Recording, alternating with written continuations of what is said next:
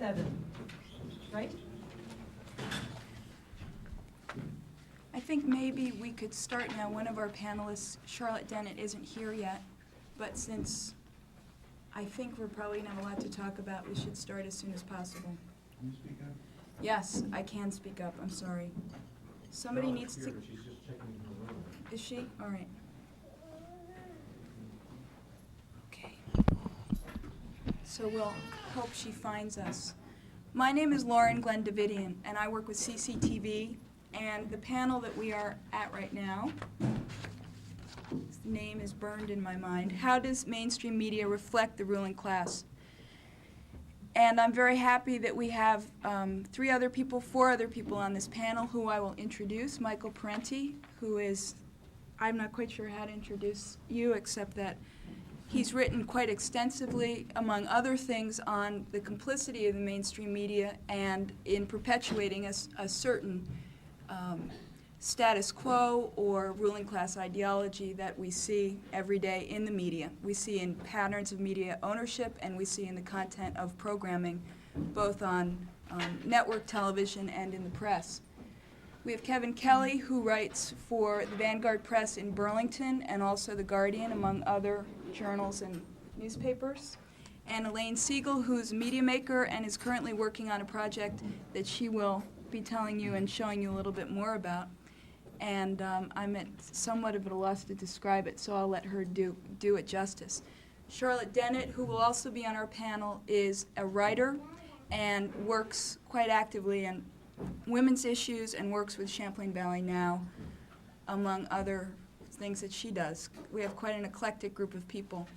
Just by way of introduction, I'd like to explain a little the evolution of this panel and why it came to be, and a lot of it has to do with my history and the kind of work that CCTV has done. For those of you that don't know what CCTV is, we're a community video production company, and we produce for public access television. And how many of you have cable where you live? Because you're from all different places. And how many of you know about public access? Okay, well, for those of you who don't know about public access, it's a channel that's open to the public on a first-come, first-served basis. Equipment is available, training is available, and anyone can basically use the channel to make any kind of programming they want to, which is, aside from the op-ed page in your local newspaper and maybe a couple minutes on your local television station, the only opportunity that people have to really present their perspective of the world. And in a world where we're told consistently that we should consume and we should believe certain things and that we should have certain political and economic views, it's a very welcome and refreshing opportunity to see different people present their view of the world. I think it was probably 1986 or 87, Michael Parenti came to Burlington to speak. And the work that he did and his speech, he was at that point talking about Inventing Reality, which is the book that had just come out at the time, really influenced us. Nat Ayer, my partner, and I, and Dan Higgins, who's behind the camera here, and the people at CCTV, because basically what Michael was talking about was something that we had believed for a very long time, but had never really heard articulated quite so well. And it prompted us to go down to Washington, to the White House, to interview members of the press corps and to ask them specifically about how they were involved in getting the message of the administration out, and the complicity, really, between the White House press corps and the Reagan administration. And we never actually could get any of the members of the press to admit that they were in complicity with the administration, because they spent a lot of time telling us how difficult it was to get information out of the administration.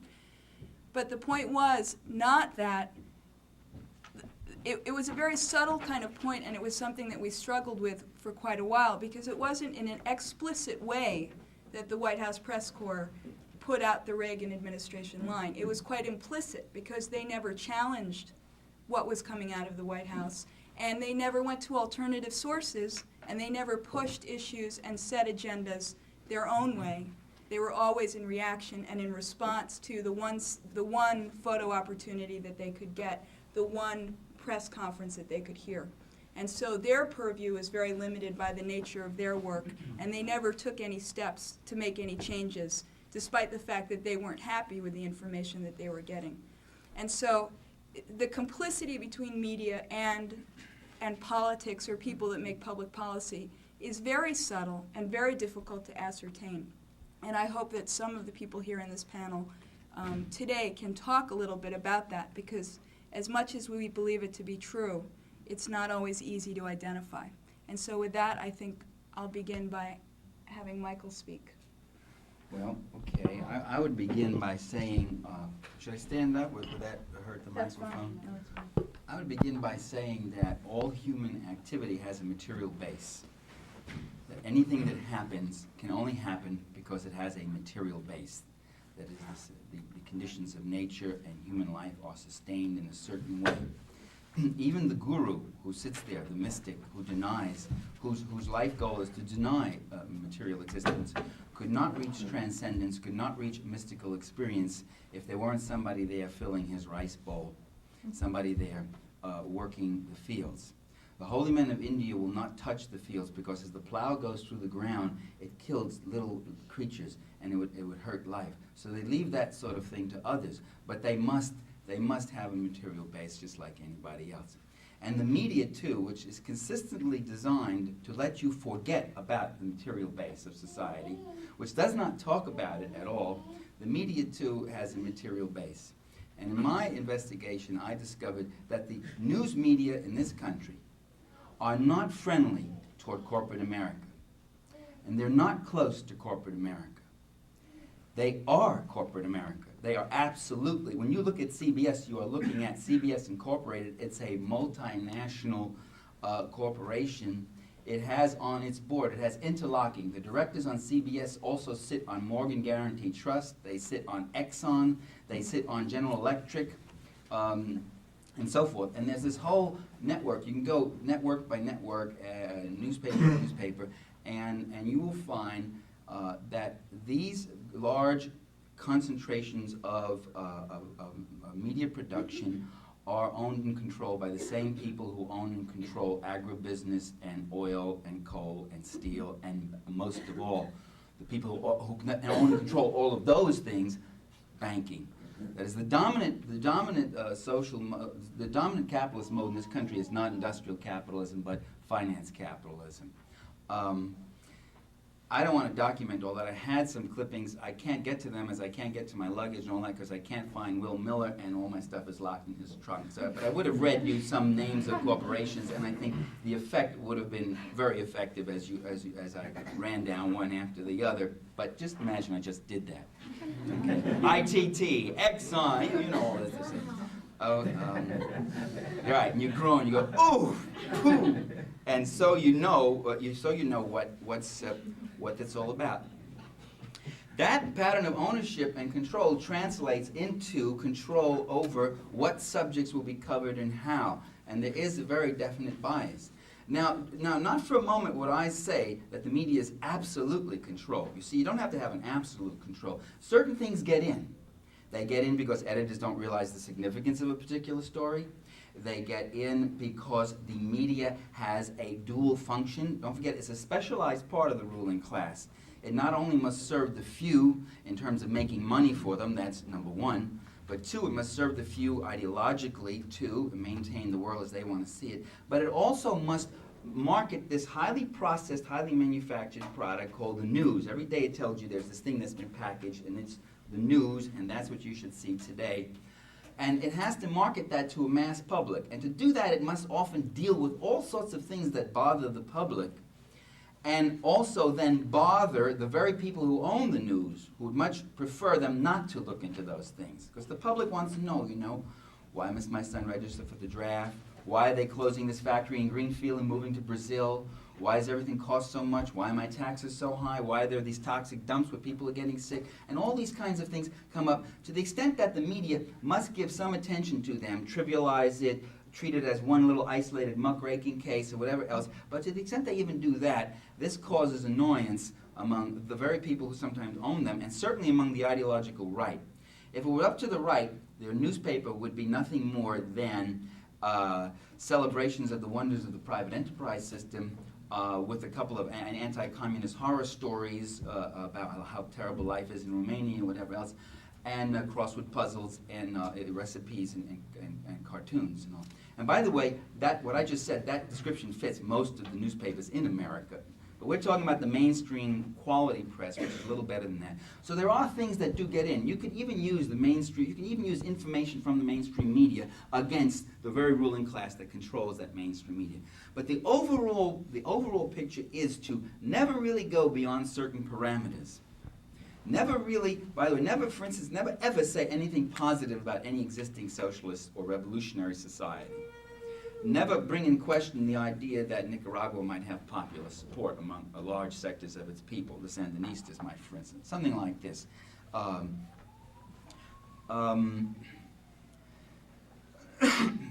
I think the case of China, Bernie gave a very good example in his talk today, which really talks to the heart of the media. You can see these events in China where maybe hundreds were killed, although I don't know, because that Tiananmen Square was absolutely the most saturated, media-saturated place, and I didn't see anybody dead. I didn't see the bodies and all that, and I heard very highly fabricated stories also, like tanks rolled over students who were asleep in their tents. Any student who would be asleep in his tent when 100,000 people were stampeding and shots were being fired and a whole army was moving in was close to death already. And that turns out to be apparently a fabricated story. But that story was kicked around for a long time. And Bernard made the point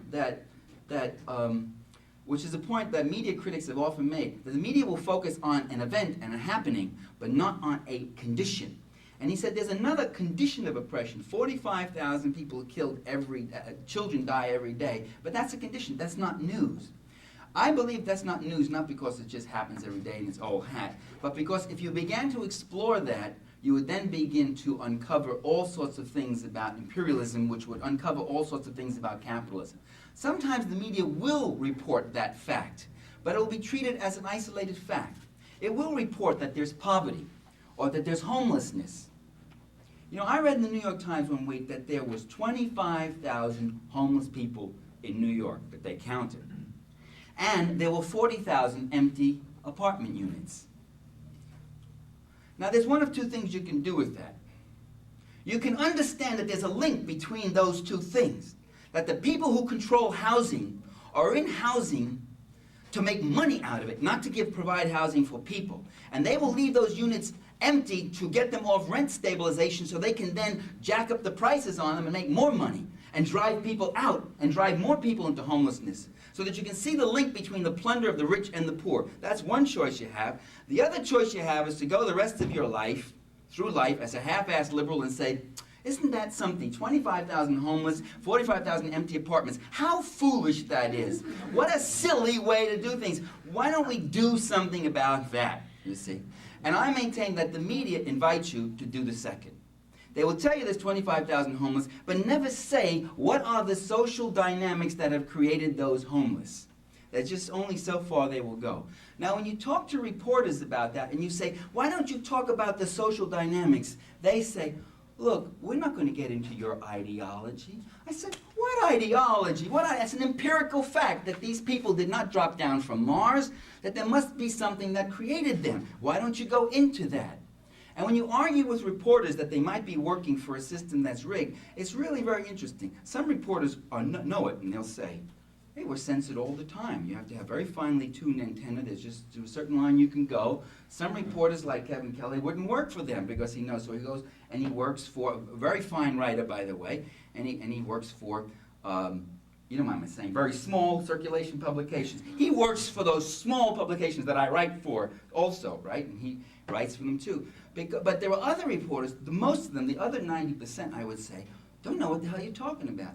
And I tell you, it is the most, since I've written that book, Inventing Reality, it's the most annoying thing to have to talk to reporters. I was giving a lecture at Duke, and after the lecture I said, would you meet with a seminar of reporters? We have people from the Washington Post, the New York Times, the Detroit Free Press, Time Magazine, and I forget what other, Wall Street Journal. I said, oh no, do I have to? I said, well, yeah, blah, blah, blah. And I had to sit with them. It's terrible, time and again. They sit there and they say, what are you talking about? I'm free to say what I like, and I say, because they like what you say. And then they say, the left could get its word in, maybe they don't work hard enough. I saw the labor reporter from the New York Times in New York sit with a whole room full of people from the labor press, from various unions who wrote for publication unions, and said, stop being crybabies. You got to get out there and try harder. We're not biased at the New York Times. And I said to him, you're not biased. The New York Times puts out a business section which has a staff of 45 people on the staff. And it has one labor reporter. And you don't see any bias just in that right there. And they don't see it. And they have a whole set of, we try hard, or we must be doing something right because the right criticizes us and the left criticizes us, so therefore, right, we do something right. Isn't that right? See, the left says that 2 plus 2 is 4. The right says that 2 plus 2 is 6. We say that 2 plus 2 is 5, so we must be right because we got them both on each side. They cancel each other out. And they have a whole bunch of these kinds of things. And so you begin to realize that the worst forms of oppression are those forms of oppression which so insinuate themselves into the fabric of your political culture and your everyday experience as to not even be experienced as oppression. I mean, these guys censor themselves all the time. They inject their political views in there and they don't even realize it, you see. And they don't even see the ways in which they are controlled. By the way, on that case about China, let me add another thing. Do you know during the weeks that China was receiving saturation coverage, and I don't want to take anything away from the courage and the commitment of the students and the legitimacy of their demands, which, by the way, you never even got in the press what their demands were. They had some interesting sets of demands. But I was feeling resentful. Not about the students. I was feeling resentful toward the media. As someone who for 30 years has sat down on pavements and been arrested and marched on picket lines, and never received that kind of coverage, who for 30 years then runs home and sees a little, and today there was a demonstration, they went back, said, that was us, just before the ball game. You know, it really get resentful. And during those same 3 weeks, you know, 300 people were shot dead in Venezuela, in working class districts in Venezuela, over food riots, not over something so abstract as democracy. And by the way, none of those kids in the square were starving, remember that. But these people were desperate for their homes, for their husbands, for their wives, for their children. They were out there and they were shot dead by the army in Venezuela. Okay, you don't give it saturation coverage, you don't give it all afternoon or whatever else, but maybe 2 minutes, a little something about what's happening in Venezuela, maybe something about what U.S. investments have done in Venezuela. No, that's asking too much, but at least something on it. So the media, you see, everybody's talking about China and want to pass resolutions on China. Sure, let's do it. And while we're at it, let's pass some for Venezuela and for Paraguay and Indonesia and East Timor and a whole bunch of other places that the media has consistently suppressed. And yet, even among the left, you see, the media may not tell us what to think, but they're telling us what to think about, and they're directing our attention toward a particular subject, and sometimes disproportionately so. I'm almost over, right? I'll finish up. The last thing I would say is, what they finally then say to you is, oh, what do you have, a conspiracy theory? Usually say with a crud-eating grin like that. Oh, what do you have, a conspiracy theory, Parenti? Like you've been demolished, and you're supposed to jump up on the chair and go, eek, a conspiracy. Oh, no, not a conspiracy. Oh, no, I'm not a conspiracy theorist. Because there are no conspiracies, right? COINTELPRO, the Pentagon Papers, that never happened. The Watergate break-in, the Watergate cover-up, these were all conspiracies. Iran-Contra is a mind-boggling conspiracy. Members of Congress who are saying we may never get to the bottom of this and never get the whole truth of it. Certainly the way you're investigating it in your methods, you never will. Like not inviting George Bush, I thought was the biggest part of the cover-up. We may never, I mean, of course there are conspiracies going on, but in fact these elites do not operate conspiratorial only. They very much put it out front and try to legitimate their point of view and all that. But what they do is consistently suppress any awareness of the class interests that they have. And by class, I don't mean upper middle, lower middle, I don't mean a demographic stratification, I mean a relationship to wealth and power, which is the way Marxists use class. Those who own the land, the labor, the resources, the capital, the technology of this country and other countries, and those of us who are victimized by that pattern of exploitation and ownership. That's what we mean by class. And they do consistently and consciously cover that up and do not allow any discussion on it. And if you don't think so, go work for one of them and hand in some copy where you talk about that and see what the editor will say. You're getting a little overworked here on your story. This is getting a little ideological. Look, you should stick just to the facts. You know, you've just got to be factual. So there are indeed conspiracies. In fact, the ruling elites always talk about how they must work in conspiracy. Conspiracy means to collude together in secrecy for what are potentially illegal or immoral ends. And they do this all the time, and they talk about the necessity of it, and they even give it a name. They call it national security. Thank you very much.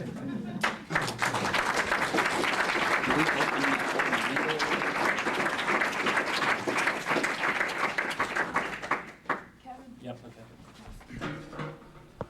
I'll sit down if that's okay, because I have some notes that I need to read from. It's hard to do it standing up. Let me preface what I'm going to say by saying first that I agree with practically everything that Michael just said, especially the part about me being a good journalist. But at the same time, I want to talk about something different. I want to talk about the left media, and I want to be pretty critical about it. Okay, I want to do this in the spirit of glasnost, of self-criticism, and hopefully it will lead to some perestroika as well. I'll start by saying that, first of all, I think it's self-evident to people that follow the left press. By this, I'm going to talk primarily about the printed word, okay, because that's what I come from. That's my own experience, my own tradition, and I don't mean to exclude video and other kinds of media, but I'm going to concentrate on that. And within that kind of medium, I think people that have had experience with it realize and understand that it makes many valuable contributions, that there are many exclusive stories that the left press has broken, that are ignored, that are not covered by the regular media. I think that there are many hard-working, very talented people who work for the left media. I think that the significance of what the left media is about is largely ignored or devalued by the mainstream media, as Michael points out. We being the left press, operate within very constricted parameters. We have very low budgets by and large. People who work in these outlets are working often 60, 70-hour weeks, very difficult way of earning a living, obviously. And generally, I think all in all, the left press does a fairly good job given these kinds of constraints. At the same time, I submit that the left press is largely ineffective. Okay, that I think this is self-evident, that its message is not being received by the people in this country. It's certainly not being acted upon if it is being received. I think we need to investigate why this may be so. One point that occurs to me is that the left media, the progressive media, has never really seriously examined the question of how its information is best transmitted. Again, I have to exclude video from this because I'm not a video person. I'm not familiar with all the new kinds of video that are going on with Lauren Glenn and Elaine. But I know from print journalism that very seldom has the question been asked, what kind of form should we be using to transmit our ideas? Should it be the same form as the New York Times, as Time magazine? Should it be a different kind of form? Should it be a new way of presenting information? Maybe the best way to present ideas is through a pyramid-style story, an inverted pyramid, who, what, when, where, why. These are the facts. This is the conclusion to draw, etc. That may be the case. It may also not be the case. I don't know. I do know that not much has been done in the area of trying to find new forms of expression for the kind of ideas that are supposedly alternative ideas are not finding an alternate means of expression by and large. There are many good graphics, layout people. We saw it in the 1960s with the underground press, an attempt to do this. There was experiments with the way in which a newspaper was constructed, the way in which ideas and information were presented. This was largely abandoned when the underground press died off.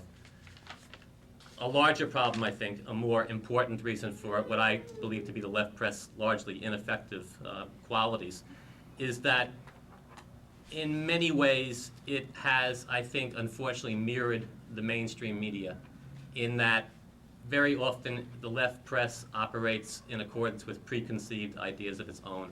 It has its own ideology. This is self-evident, I think. This is especially true. It's most egregious with party papers, with the Militant, the SWP, Socialist Workers' Party's paper, People's Daily World, the Communist Party's paper, Workers' World. I think The Guardian, for which I've worked for more than 10 years, could also be categorized in this way.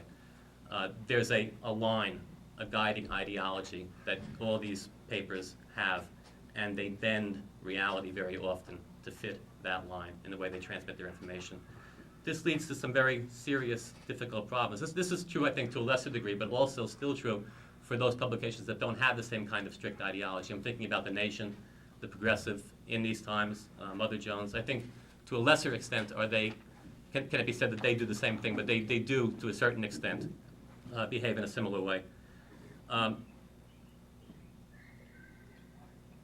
By bending facts to fit a theory, you become not credible, I think. I think that, you know, people are going to say, how can you expect us to act upon what you're urging us to do if what you're telling us doesn't correspond with how we view reality? I mean, possibly, more than possibly, certainly people's ideas of what reality is are distorted and bent by what Michael has described, by the way the mainstream press reports information. People may have a false idea of what reality is. At the same time, their own experience, their own understanding has to be acknowledged and respected. And you can't fly into the face of what they instinctively suspect to be true. You can't say that, you know, black is white, or that yes is no, or that right is wrong. They know better. People need to be respected on those counts.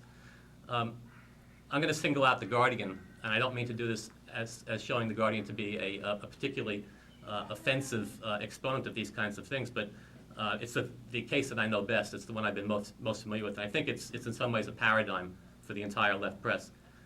I have a number of people I've worked there with for a long time, and in the last few years, people have begun to, I think, be a bit more critical, a bit more self-examining about what The Guardian has stood for over the years. And one thing that has come up that has become an interesting case in point is that during the 1960s, during the Vietnam War, The Guardian, along with almost all the other left press, knew for a fact that North Vietnamese troops were fighting in the south of Vietnam. Okay, this was what was happening. At the same time, the Hanoi government would not acknowledge this. To them, it was strictly an uprising by the NLF, by the Viet Cong in the south. The Guardian never reported what was in fact the case, that there were North Vietnamese soldiers there. It didn't do this for what it believed to be very good and proper reasons, that a higher purpose was being served, that we, The Guardian, wanted the NLF and the country to be reunited, to win. And we thought that that would be conducive to this occurring. Looking back, I think it's possible to say this may not have been the best way to proceed, that possibly honesty would have been the best policy. This is one example. Another thing that can be pointed to, I think, is the way in which the left press, again, there are many exceptions to this, important exceptions, but I'll again point to The Guardian and say that for many, many years, no acknowledgement was made of the importance of democracy within the socialist world, practically none. I mean, there was lip service played to the question of socialist democracy, whatever that might mean. It's not clear to me what exactly that is, but it was always acknowledged that people had a right to be free, to have free expression, etc. But this was never a major point in The Guardian's coverage of anything, never. When Gorbachev came to power, it gradually began to change. This became somewhat more okay to talk about these kinds of problems. And then recently, you see this week on the first page of the editorial, this fairly strong attack on what happened in China, on the behavior of the Chinese authorities, the Chinese government, with the phrase, I can't quote it exactly, but the phrase being, this illustrates the crucial importance of socialist democracy. Okay, I agree, it does. But at the same time, The Guardian and other papers of its kind have not led us to the point where this is an obvious conclusion. They've not taken a step-by-step self-examination and said, we were wrong about the nature of the Soviet Union for many years. We were wrong especially about the People's Republic of China for many years.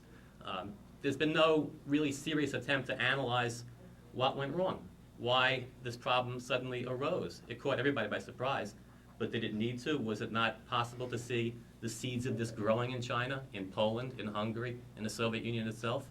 Maybe not, but maybe it would have been if a more rigorous attempt had been made to understand what is meant by socialist democracy and to understand how crucial, how essential it is to a just society. I'll give just one or two more examples of what I'm talking about, too. The coverage of the progressive media, by and large, of the U.S. elections, I find to be lacking in important regards. Republicans have won 5 out of the last 6 presidential elections in this country. There are some obvious reasons for why this is so. Most recently, Bush ran a fairly vicious campaign. Before Bush, Reagan ran a very sophisticated, highly technological media campaign. It's very convincing. He used all the right kind of buzzwords, very effective cam work, etc. There is a ruling class that controls the dominant media in this country, which distorts ideas to conform to Republican or Democratic reality. This is indisputable, I think. Again, though, I don't think it's sufficient to say that people vote for Republicans for only these reasons. I think that other things are involved as well. I think that this is a fairly conservative country in many regards. This needs to be factored into our analysis of why things occur. We just can't say that It's because people are being misled, that they have a false consciousness, that they're being channeled into places they don't want to go. Partly that's true, partly I don't think it is true. But again, you don't see this kind of analysis very often in the progressive media, and I think we owe it to our readers, to our viewers, and to our listeners to address these kinds of questions, because it's what they're thinking about. It's people vote Republican for a reason. It's not only because they're reactionary tools of the ruling class. There are other reasons too, and that's not really talked about very often.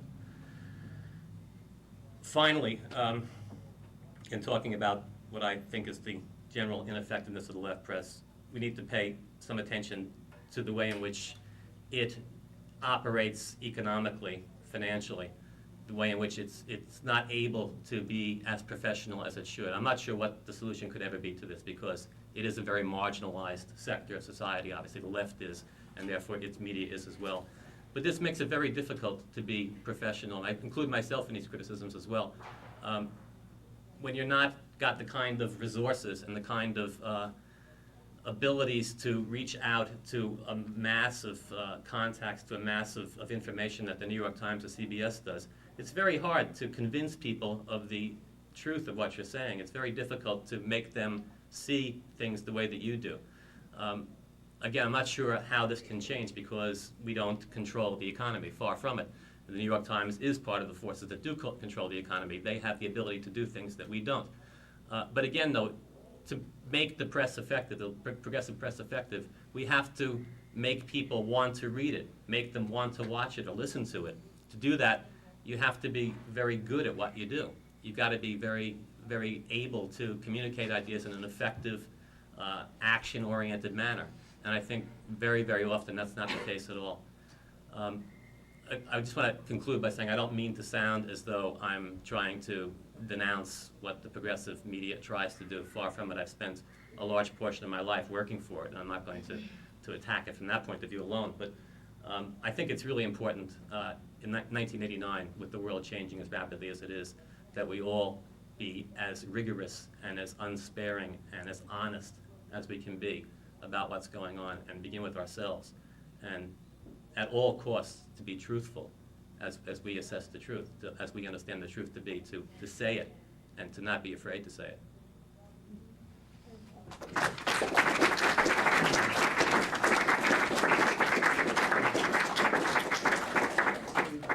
Thanks, Kevin. Charlotte, I'm next. You're next. I'm next. And you Okay. should probably put a disclaimer in the description in there. Well, maybe just give a. Yeah, it one has me sentence on saying, I'm supposed to talk about how media mimics the world by keeping women down, and that was an early version. I've done a lot of work with Now and feminist work, and it kind of made sense that that's what I'd talk about. But as I was talking with Lauren Glenn, I've also done a lot of work on media and books. I'm a journalist and a writer, and I've gotten involved in a case that involves the suppression of a book. It's called DuPont Dynasty. It's the major unauthorized history of the DuPont family.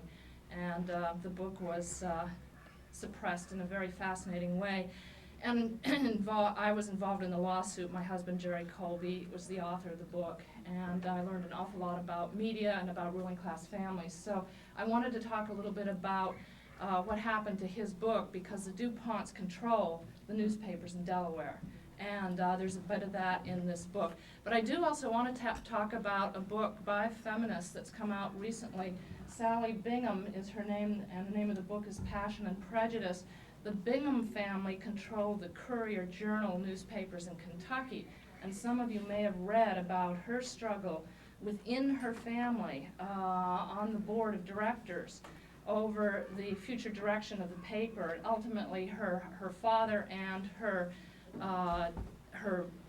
brother tried to force her off the board, and then to get her to sell her shares in the paper, and they tried to undercut the amount of money that was owed her. Meanwhile, she's getting increasingly radicalized by this, to the point where ultimately she won, and I'll backtrack a little bit. She's now set up a $10 million foundation, and one of the purposes of the foundation is for women to rediscover their own identity, not the identity that's presented in the media, which, as she describes it, as witches and chorus girls, sirens, and victims. That is, that there's, the media doesn't, it's true, Lauren, in your initial conception, that the media does not do fairness to women, and it doesn't show us to be the serious-minded or the sensitive or the intelligent people that I think we are. However, I'm not going to concentrate my talk on that. What I really want to talk about is, again, the whole question of how the ruling class controls the media. One thing I would like to add is that it's nice to see that we're beginning to get a hold of the fact that it's corporations that control the media, but there's yet another blind spot that I feel that the left really suffers from too, and that is that there are families behind the corporations. It seems to me that there is such a blindness on this, it frustrates me terribly. These people's name are DuPont. You've heard of DuPont Corporation. You've heard of the manufacturers of CFCs and the corporation that built the nuclear plants. But there's an extremely powerful family. And as a matter of fact, one of them ran for president, Pierre DuPont, who becomes Pete every time he runs for election, and trying to be, a regular guy. But he's a millionaire many times over. Their power is enormous, and in Delaware, people are very conscious of the ruling class control of the media, to the point where this book in Delaware, for some people, has now become, virtually a Bible, as some of them say, just because they need to know. They need to know how this family operates, how this family twists the news, and affects their lives. Once you get outside of a state such as in Vermont, the role of the ruling class is not that clear-cut. The ruling class is not that powerful in Vermont. Whereas DuPont's an old industrial family. It controlled chemical companies. But nonetheless, I think we should really try to be more and more aware of that. One of the beautiful things that Sally Bingham does in her book is that she's an insider. And they're absolutely furious with her for writing this book. I've been in touch with her. And I mean, this woman is the class traitor, because she's not only revealing the secrets of how their newspaper dynasty is working, but she's also revealing the secrets of the dynasty and how it treats women. So it's a sort of a multifaceted examination of ruling class patriarchal control over people, including women within the patriarchy. It's quite fascinating.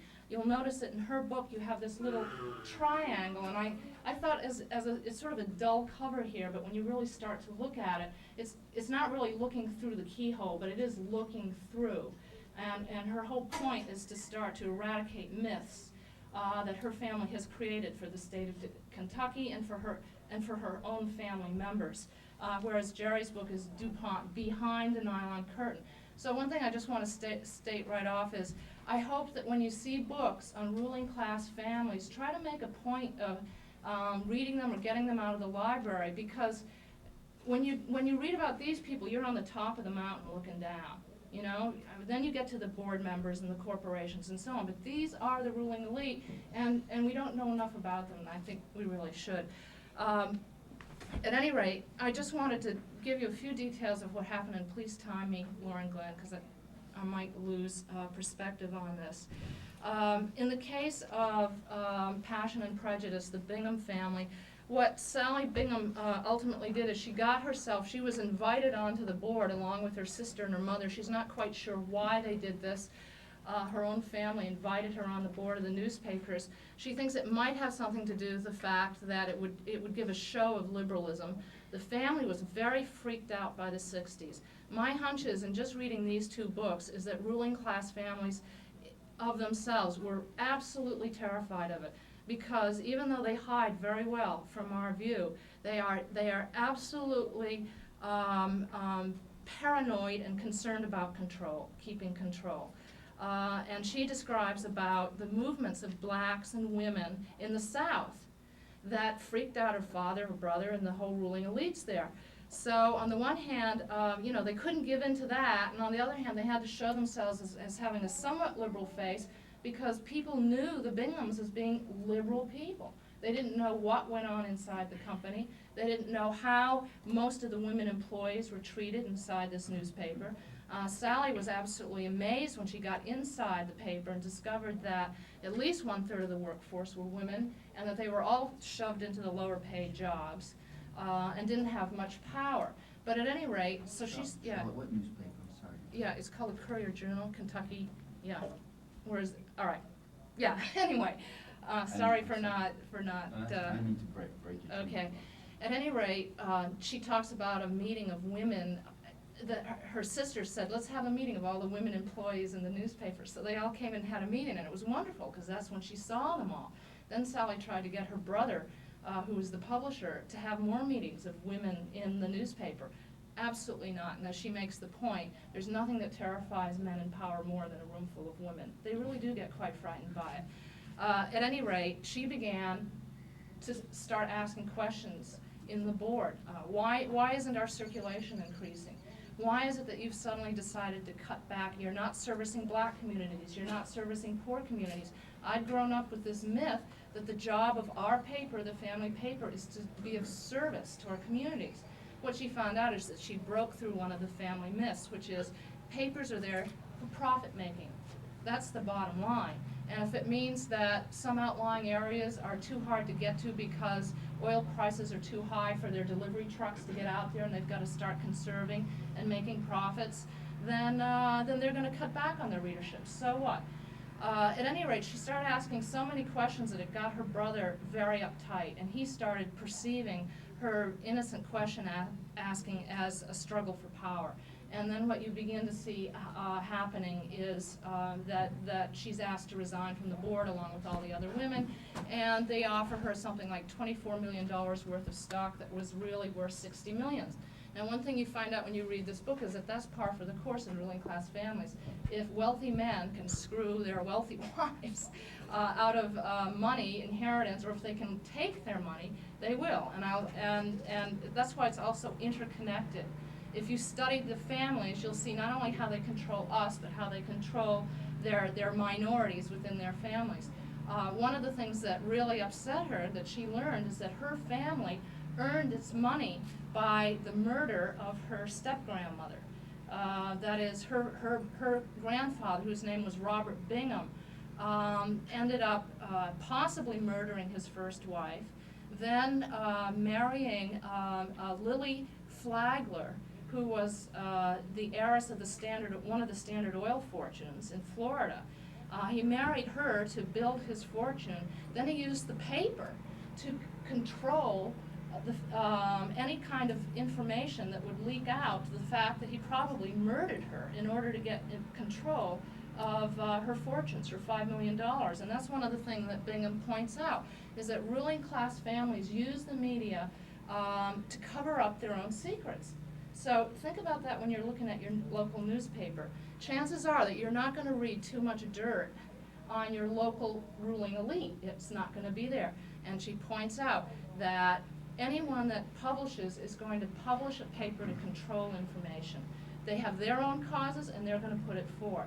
At any rate, her whole book, as I said, is about myth breaking. And she has come under a lot of attack, but you know, the book is out. I highly recommend it to any of you here. And women will be particularly interested in it, but it's a real eye-opener. Now, as far as DuPont, what happened in the DuPont case, as I said, the family controls the newspapers down there. Something started happening in the 60s. First of all, you had the largest occupation of any city by the National Guard. The U.S. National Guard was called into the city of Wilmington to keep quiet in that city. So you can just imagine how freaked out the DuPonts were. They began, when they found out that Jerry was investigating their family, they figured out that he was part of the disturbances that happened in Delaware. They were actually off a few years. He did show up a little bit later, but he wasn't part of those particular disturbances. But again, you can see the paranoia that concerns them. In the early 70s, the writers of the newspaper began to get infected with the Watergate investigative journalism, as did I as a young writer, as did Jerry, as a matter of fact. There was a while when we all wanted to be Woodward and Bernsteins. And So all of a sudden you started to see these newspapers that were controlled by the family starting to print local news that was embarrassing to the local ruling elite. So they were very concerned about that. Lo and behold, the same time Jerry's book comes out on the DuPonts in 1974. And he essentially strips away all the myths of this family right from the very beginning about how they came and landed in this country, supposedly came across a turkey dinner that a little family was eating after they just stepped off the boat, and Pierre left a gold coin for the family and then went on their merry way after eating the dinner. And then you find out that this is really a family myth, that there was no gold coin. And believe it or not, Pierre DuPont, or Irénée DuPont, the patriarch, was so upset that Jerry had exposed this myth about the family leaving the gold coin and eating the dinner when they didn't do that at all. He got so upset he had to come and testify in trial to protect the honor of the family. Again, over something that small, they're very concerned about their image. DuPont has 200, at least back in '74, 200 public relation people working for their own family to cover up the myths, so that most of us think that DuPont means better things for better living. It doesn't mean polluting the atmosphere. It doesn't mean sending off cancer pollutants into the rivers or radiation into the air.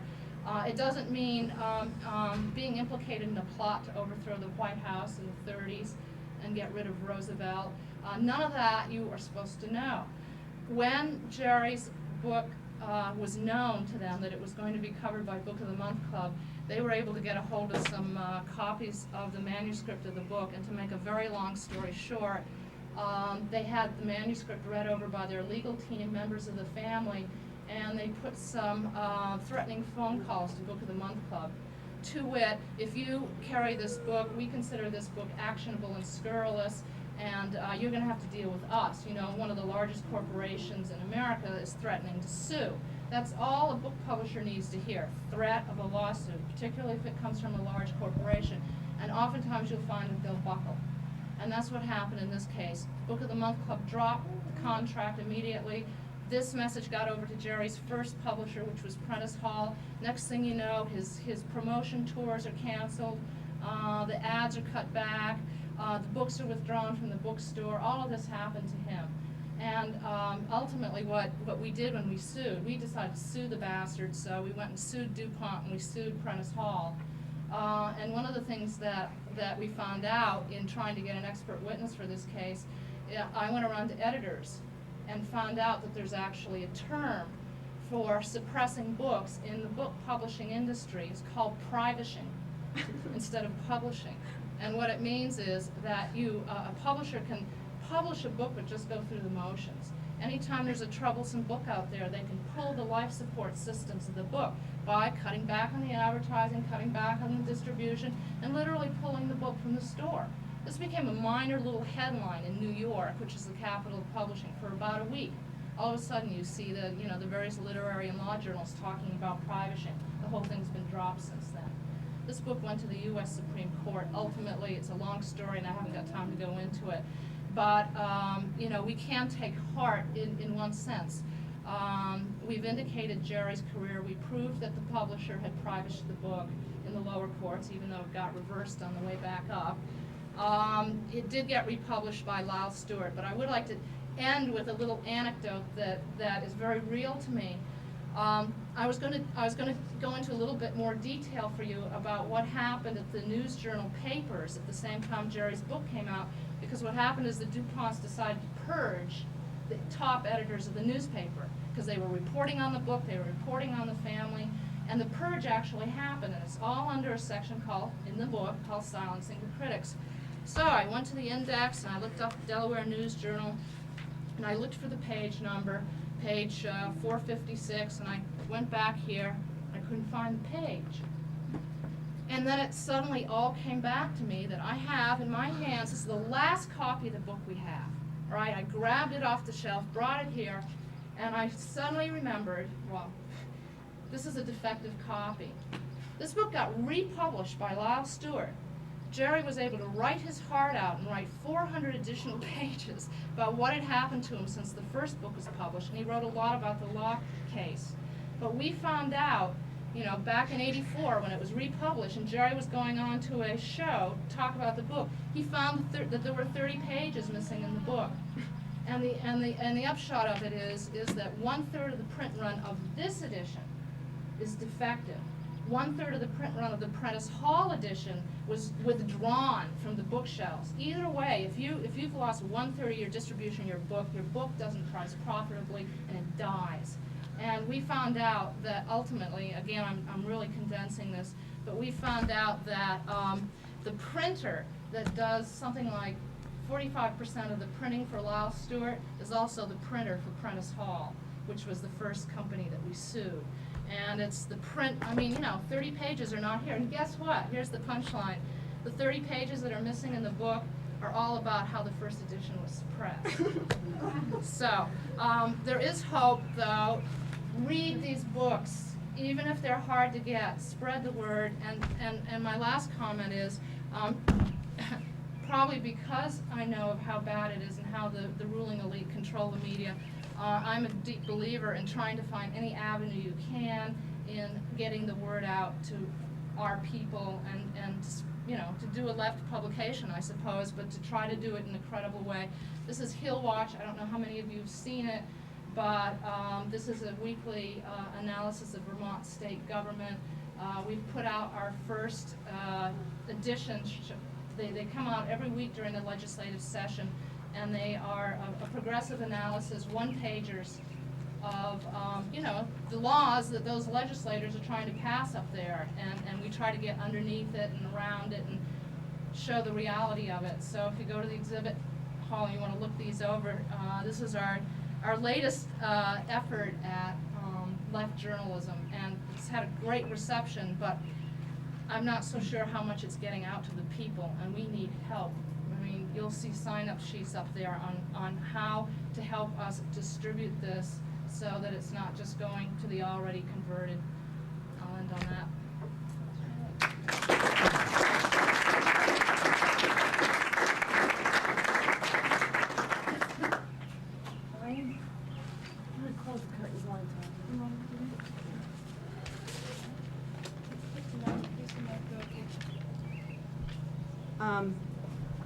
Why don't you close the window? Is it the noise that's bothering you? No, I'm going to show video to save time. I'm not going to talk about the big project that I'm working on that Lauren said she couldn't explain because I can't, but I'm going to talk about one thing that I came across while I was making this big project.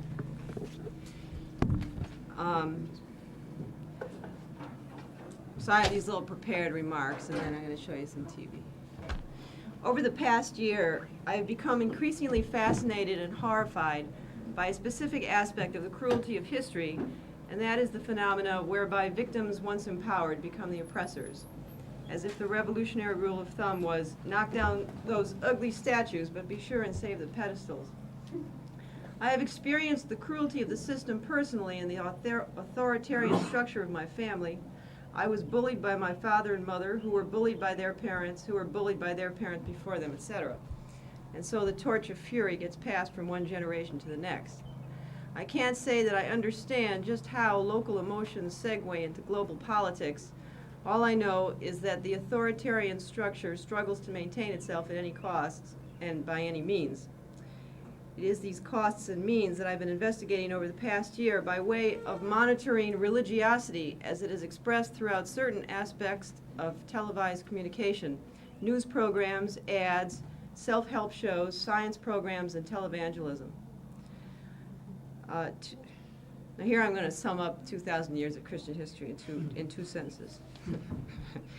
2,000 years ago, the disembodied authority on the universe, aka God, revealed itself through the visions of thinkers, lunatics, and political organizers who were systematically persecuted by the presiding body of authority until the time came for that body of authority to adopt and co-opt their ideas. The Christian religion, originally a revolutionary movement designed to recognize the inherent worth of individual human beings and empower them in the face of the ruthless Roman state, compromised its anti-establishment posture in the 4th century when Constantine suffered a conversion experience, or else decided that it was politic to become a Christian and established Christianity as the state religion. 2,000 years later, we find the disembodied authority on the universe successfully engulfed, interpreted, and regurgitated by the omnipresent commercial enterprise of the television industry. There is no doubt that television commands the largest, most loyal, and patient congregation of any religious institution. Ostensibly secular in its intention, that is, to entice and entertain, TV is integral to the dissemination of cultural values, ethics, edicts, laws, redemption, admonition, and hygiene advice. Then there are the religious channels that offer the Judeo-Christian ethic, no holds barred, with their curious and compelling mixture of fantastic mythology and fundraising. It is difficult to take these channels too seriously. After all, who do you know who watches them? They are podunk networks, as networks go, and cater to the tastes of a fringe group. But what I find most interesting about them is that they're there at all. I don't remember them being there 10 years ago, at least not here in New England. Not only that, but syndicated religious programming can be seen all over the networks. For a real shock to your system, check out the Success in Life Ministry every morning at 10 o'clock on ABC, starring Robert Tilton, a man so wild and brazen he was kicked off the Inspirational Network.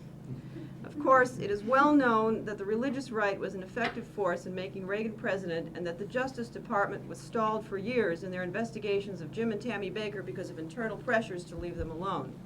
But Jim and Tammy did get theirs finally, and everyone knows that Bush is a more moderate man than his predecessor. Last week, Jerry Falwell disbanded the Moral Majority, claiming that there was no need for it anymore since its aims had been accomplished. I heard this claim disputed, on all things considered, by a professor of religion who said that in fact Falwell was unable to prevail in establishing his mandates for anti-abortion and prayer and creationism in the schools. Besides, the Moral Majority's contributions had dwindled from 11 million in 1980 to only 4 million in 1988, and Falwell was financially strapped due to his expansive operation in Lynchburg, Virginia. He has a couple big universities there, in case you know. Although Jerry Falwell does not strike me as an honest man, I'm inclined to believe him in this case. Although he may not have had his way in all things, the U.S. has indeed turned to the right, and Falwell was able to at least influence the appointment of 2 Supreme Court justices, and God knows what else. Blah, blah, blah. Of course, this stuff is old news, and I'm just preaching to the converted anyway. So, I will stop now and show you some stuff I ran across while channel surfing. This is a thing I do from my bed. This thing. It's one thing to talk about the danger of the televised reunion of the church and the state. It's another thing to see just how weird and scary it is. So first I'm going to show you a little clip of Jerry Falwell boasting about his relationship with George Bush.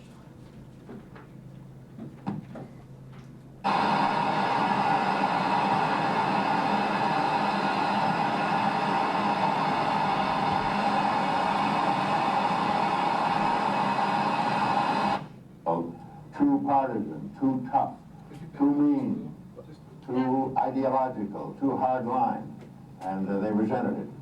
Do you see any of that in what George Bush said? I probably spent as much time with George Bush as anybody outside of those who work for him and his family. And I've never felt in George Bush 1 ounce of disagreement towards the Reagan. But Tom's point, to Tom's point. All right. And then,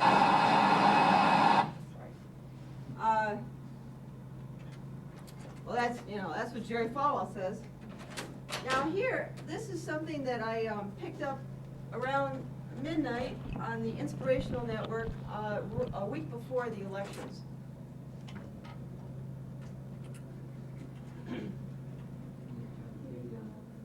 Thank you.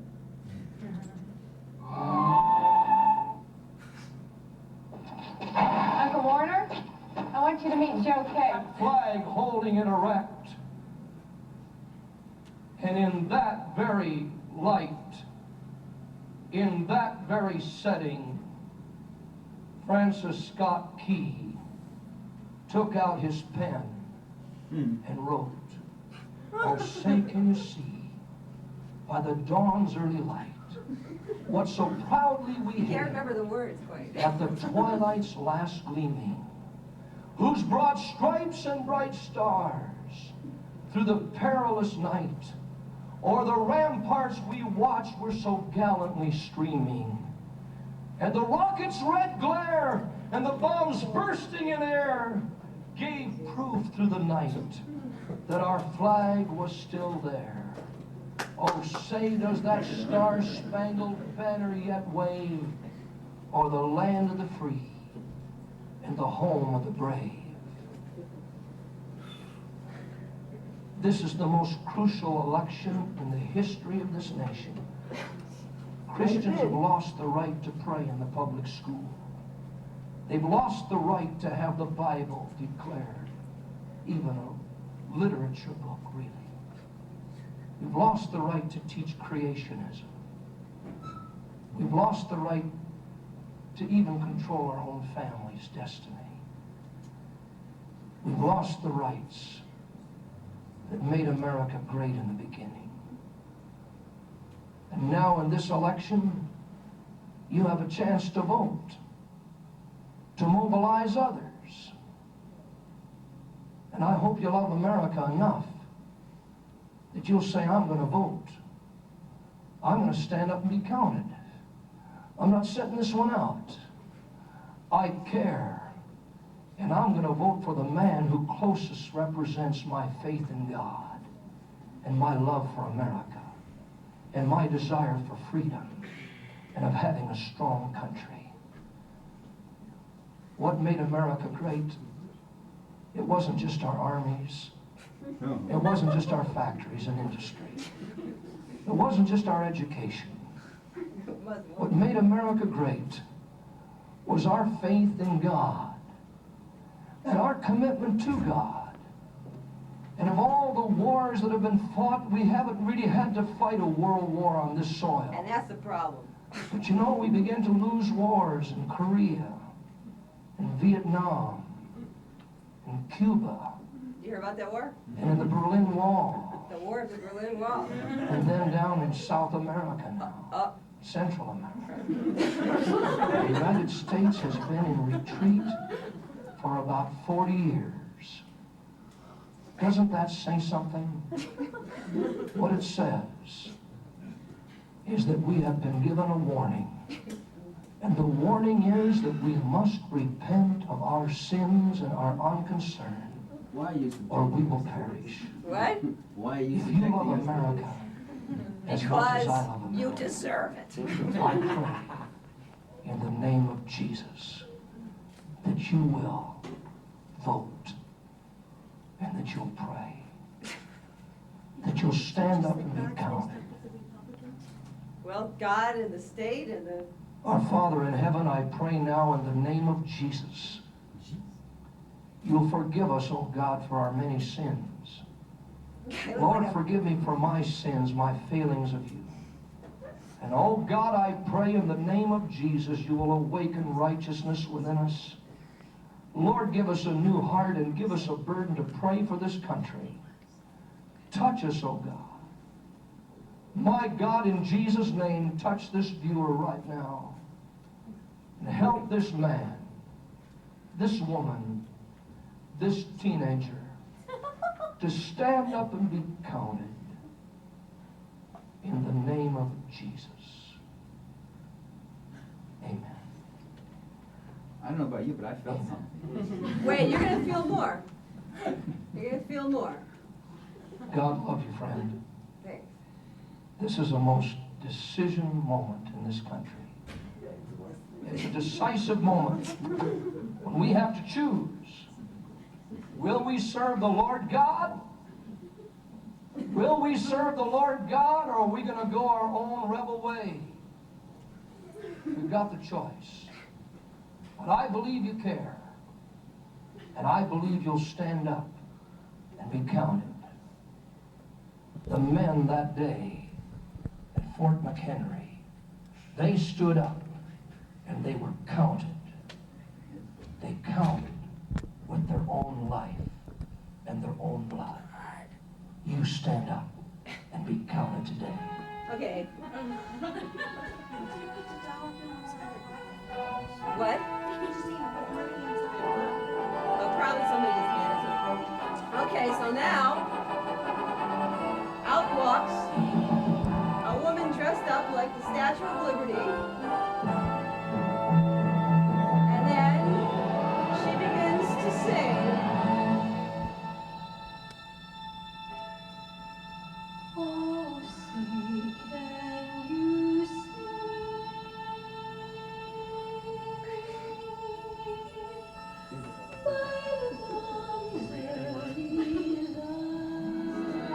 There's the dawn's early light. Now, what's so proudly waving at the twilight's last gleaming?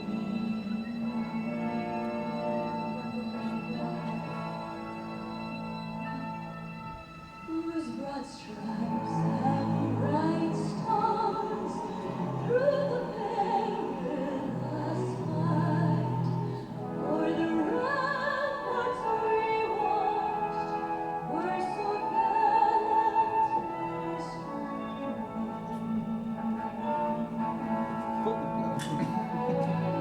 And the rocket's rays from the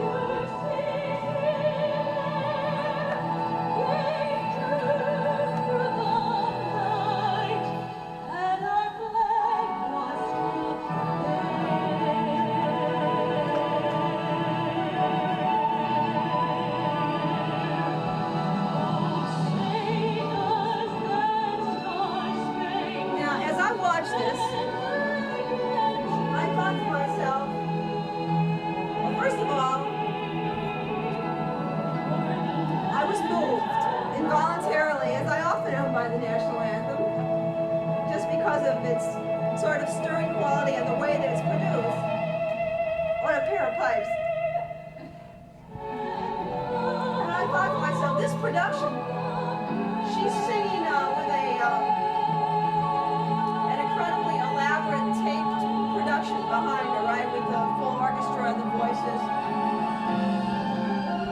that I thought was really, it has every single pop hook in it, and is incredibly well done and expensive.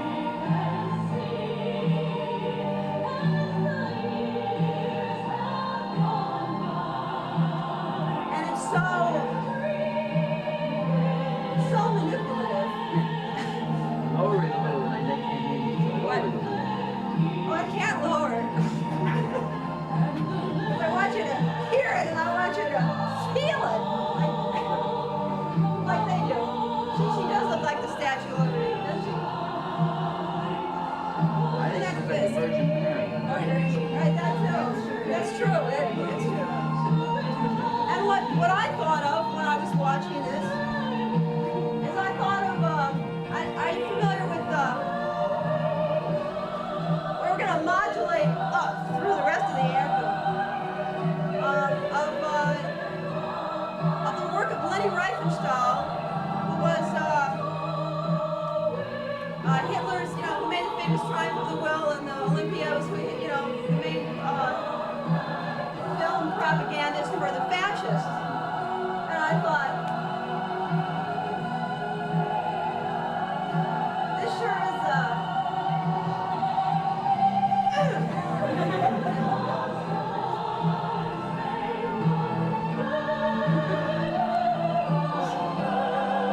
this woman, she loves you, she hates you, she'll fuck you, she'll hit you, she'll sing to you.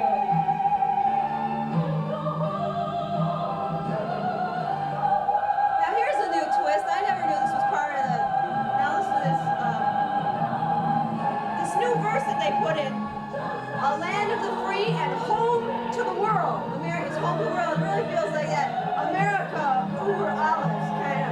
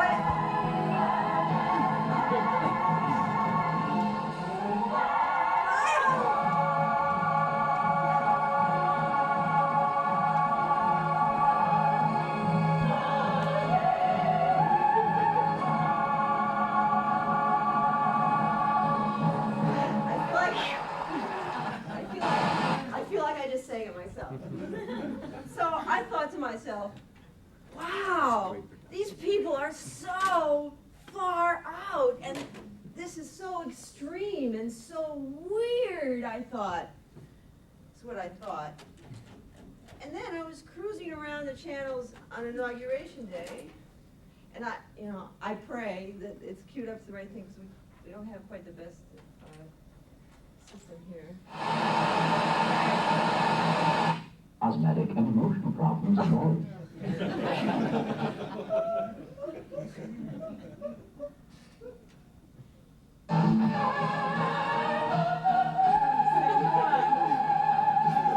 at the Lincoln Memorial. A different soprano, but exactly the same arrangement. And here we are for our favorite part.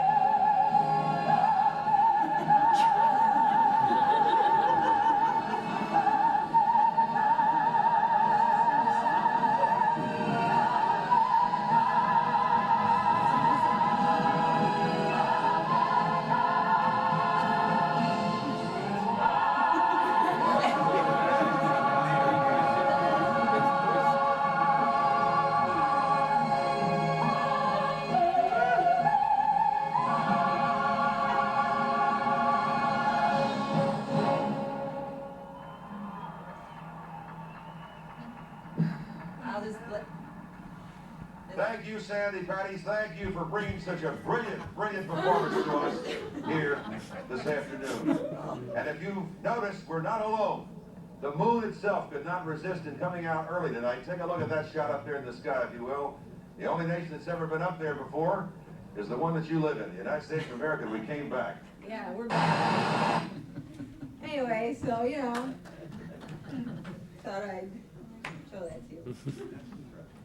But that last chord progression, the only reason for, like a chord progression like that is to incite people.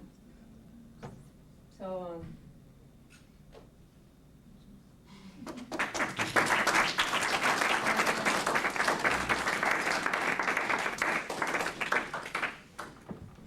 So I thought that this was, we have some time left for questions, but I thought that this was an interesting group of people to bring together. Give me the microphone, sorry. Thank you. Television, conscious of television. Do you mind opening the curtains? Sure. Thanks.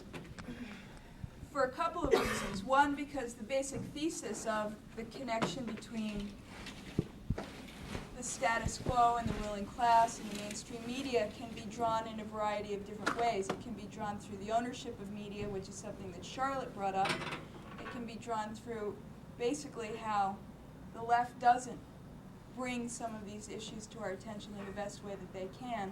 And also, I think, very graphically in the connection, the very explicit connection between the current administration and what we consider to be the far radical, if you will, extreme right, which we know increasingly is not as far right as we would hope.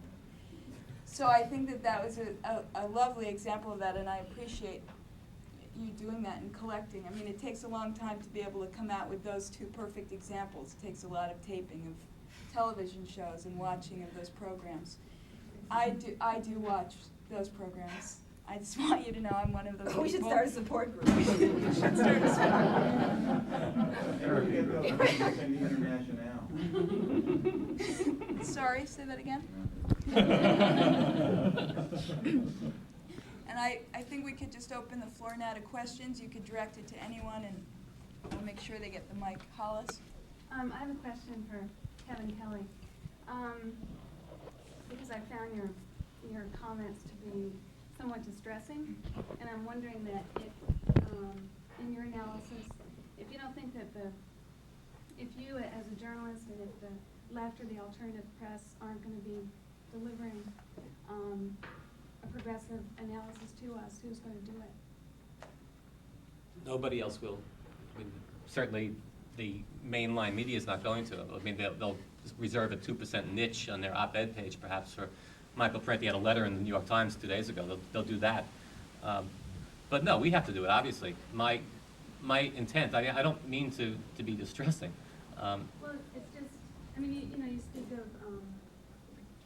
of these examples that you yourself write for, and I've written for them as well, and I just wonder, I think there's a real contradiction, because they're based,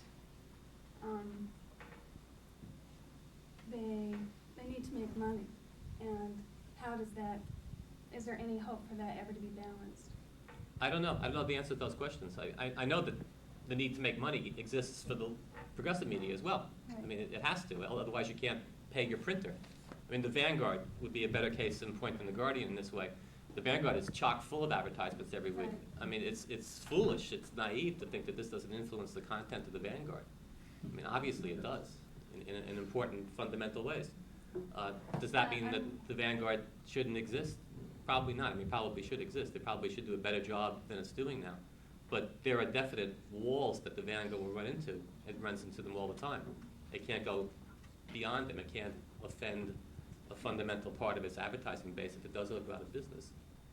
I'm not sure how to answer those problems, except to say that, in an ideal world, this wouldn't be a problem. Everybody would support the Vanguard, the Nation, in these times, the Guardian, to the extent where we would all earn decent salaries and work regular hours and have a wide readership that would pay whatever is necessary for this to occur. But this is not the world we live in, clearly. So short of that, I'm not sure how to grapple with those problems.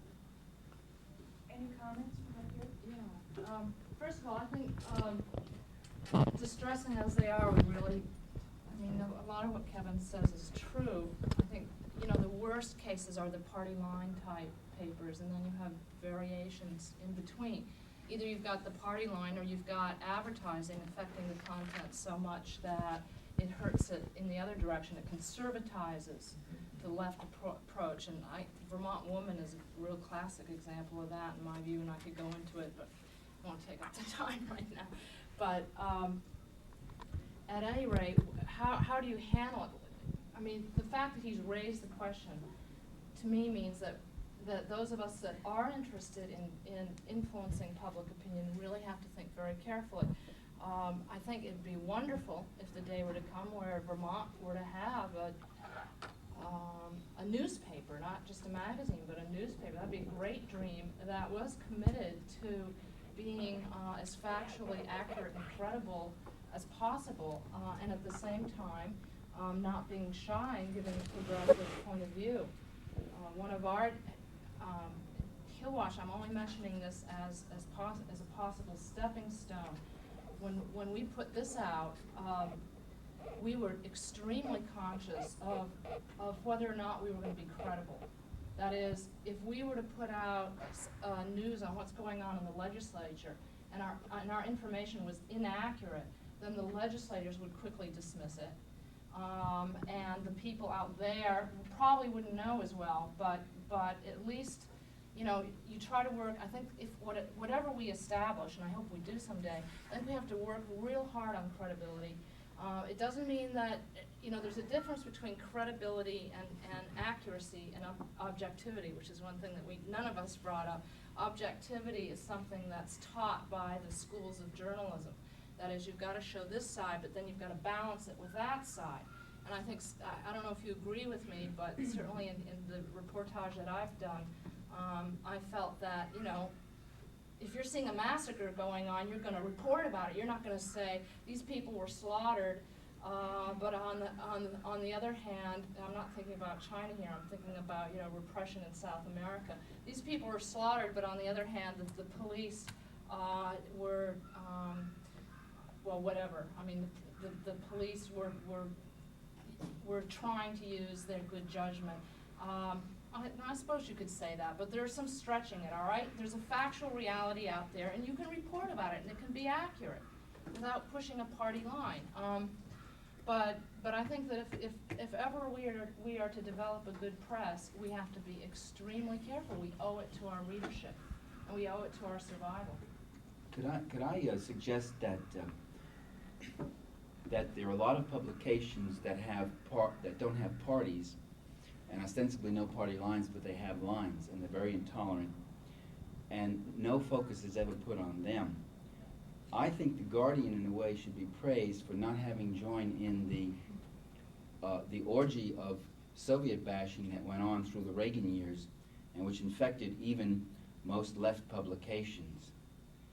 And I found more diversity in The Guardian on issues where people would debate a question like Afghanistan or debate the Soviet Union.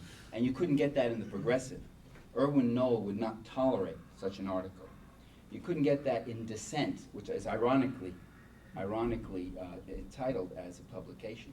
You couldn't get that in these Times. You could get a letter to the editor or something. But those non-party papers had party lines just as well. And the party lines was the very real and rather rigorous prejudice of the particular editors. And I can tell you for a fact, my own exchanges and experiences with them, but we always point to the party papers as being the doctrinaire ones or the ones having a line. The most party line newspaper, however, and I think Kevin agrees with this, the one that does more censorship just in what it doesn't report is the New York Times and the Washington Post and the mainstream media. They do more censoring, any one of them does more censoring, more distorting than any paper on the left. But of course you're going to get inaccuracies, you're going to get biases in the left, which is why I always advocate that you should not be looking for the truthful medium, but you should be dipping in a diversity of media, and that's the only way. And my complaint against the mainstream media is not that the center doesn't, that view shouldn't be propagated, but that is the only view that is propagated there, and for the most part in academia and most everywhere else. I think, did you have your hand up? And then. My question is also directed to Mr. Kelly. In one thing you mentioned about the Republicans winning the last 5 of the last 6 elections, you were commenting on the fact that people vote Republican for more reasons than just media coverage. And I do agree with that. Of course people vote Republican for more reasons than just the majority of the media endorse Republican candidates. However, in doing a media analysis based on some theories of Mr. Parenti's, I also came across something that I hadn't really thought about before, and I think it's important to bring up in relation to the point that you made, in that is it not true that the other reasons that people vote for the Republican candidates, say they come from a Republican family and so on, are equally influenced by the media and propagated ideology that the media puts out? Are those, if they vote Republican because their parents voted Republican, did their parents vote Republican because they were affected by the media? I think that a lot of times what happens is people, even on the left, devalue the importance of the media coverage. And I wanted to ask you, I guess this question is really that, do you feel that there is also a strong relationship there, that the other reasons that people vote Republican are also very much affected by the media, perhaps beforehand? Yeah, sure. I think that a major reason why people vote Republican is because they perceive it in their self-interest to vote Republican. And I mean, of course, there are analyses of why this is so, but I don't think the analyses often go far enough in understanding and examining why people who watch this kind of stuff, the religious rights broadcasts, are deeply moved by it, or find it to be speaking to their hearts, as well as to their minds, insofar as it speaks to anybody's mind. But the left press has an obligation, I think, to try to understand how the mainline media constructs reality so effectively that people begin to see their own world through the tube and through the printed page and through the radio. But that's not the whole story either. Part of the story, too, is that people have conservative, very sound conservative reasons for voting for George Bush. Okay? I mean, it's not only a case of being misled or being duped into doing something they don't want to do. Often it's a case of doing exactly what they want to do. And why this is so needs to be, I think, more thoroughly examined. Why the people who are not necessarily of the ruling class, I mean, far from it, why do many working class people vote for Ronald Reagan and George Bush? There's a complicated, multifaceted answers to those questions, I think, but I don't think that they're thoroughly explored. I'd like to add something. When you just said people who watch stuff like this that appeals to their hearts or their minds, how could it appeal to their minds? Well, I guess the point that the reason that I show this stuff is because I think that the point is that the way the media is used and the way this stuff is used is that it's designed to appeal to your heart and not to your reason. And I make a connection personally with fascist type propaganda. I think that the people who make this kind of media learned a lot from Lenny Refuge Doll. And I am moved by Triumph of the Will. I can't help it, you know, when I see those beautiful shots, those, you know, those masses of people moving, and there are these big head shots and smiling and tearing, and Hitler looks great, you know, he does. And part of fascism is a whole anti-reason, anti-intellectual kind of thing, and the Republicans appeal to that thing also, you know, like anti-intellectual. It's been for a long time, egghead, you know, and so on. That's all. If I could just add one other thing. Strangely enough, the roots of public access television trace back to John Grierson, who started the Canadian Film Board, which is celebrating its 50th anniversary this year, and before that the British Film Board. And the main reason that the British Film Board was formed was to combat the propaganda that was coming out of World War II Germany and demoralizing the British people. And the problem in Britain at the time was that you had a country that, despite the fact that it was homogenous, it was all white. It was split down the middle in terms of class and split down the middle between England and Scotland, and there was very little real unity in the country. And John Grierson, who is probably one of the foremost writers on propaganda and the virtue of propaganda, believes that, and he says a quote to this effect, democracy can't exist until good ideas and good feelings spread like wildfire across the democratic sky. And so his notion of propaganda was really not that different from the fascist notion of propaganda. And the virtue of democracy was what was being propagated. And I think that it's important to make ideological distinctions in the midst of something that is structurally very much the same. The fascists, the right wing, what we're trying to do in public access, all of these things are learning how to use the tools of media and understanding the impact and implications that it does have, and the sway that television and the press, but primarily moving images, have on people, and really do appeal to our aesthetic sensibilities and emotional sensibilities much before that appeals to our intellectual or reasoning sensibilities. And there's something that really can be learned and put to good use in the left, because these are tools that are effective and really should be considered, in my mind. I'm not sure if you want to respond to that, but we have two people that had their hands up. I'd like to get to them. Okay. I want to emphasize and say my agreement with something that Michael said a moment ago, which is that probably it's a myth to hope for the perfect newspaper or the perfect source of information, which is going to be unbiased and complete and accurate in all respects. And I think that our hope for getting away from the propaganda lies in diversity. We're not going to change the fact that media, the content of media, is affected by who pays for it, how it's organized, how it's supported. So I think that's inevitable. But we could hope that we would have media with different bases of support, different sources of support, so that they would have motivation for presenting different points of view. And one of the attempts at that in the United States, whatever success it's had, has been the Christian Science Monitor, which is the only attempt, I think, at a national newspaper that's supported by a religious organization rather than by big business. And there's something that's really lacking, and I guess my question is mostly addressed to Michael. It seems to me there's an obvious lack that is present in some European countries and supplies some of that diversity. Why don't we have a national labor press? Why don't labor unions provide the basis for an alternative view, an alternative kind of journalism in the United States? Well, there aren't too many countries where you do have a national labor press. In some countries, of course, you have workforces that are unionized up to 60 and 80% of the workforce. And here our workforce is down to 18%, and the labor press is a very local press. That is, each union has its own paper, and most of those papers turn out to be promo sheets with the leadership, usually a picture of the leader shaking hands with some guy and all. But they do have within them very important muckraking stories. They'll have stories on environment, they'll have stories on cost of living, they'll have stories on income tax, they'll have stories on military spending, and they do reach about 28 million people. So there is that circulation. But what you don't have in the U.S. is a Labor Party. We don't have proportional representation, so there are millions of votes that don't count, and people often don't vote because their votes don't count.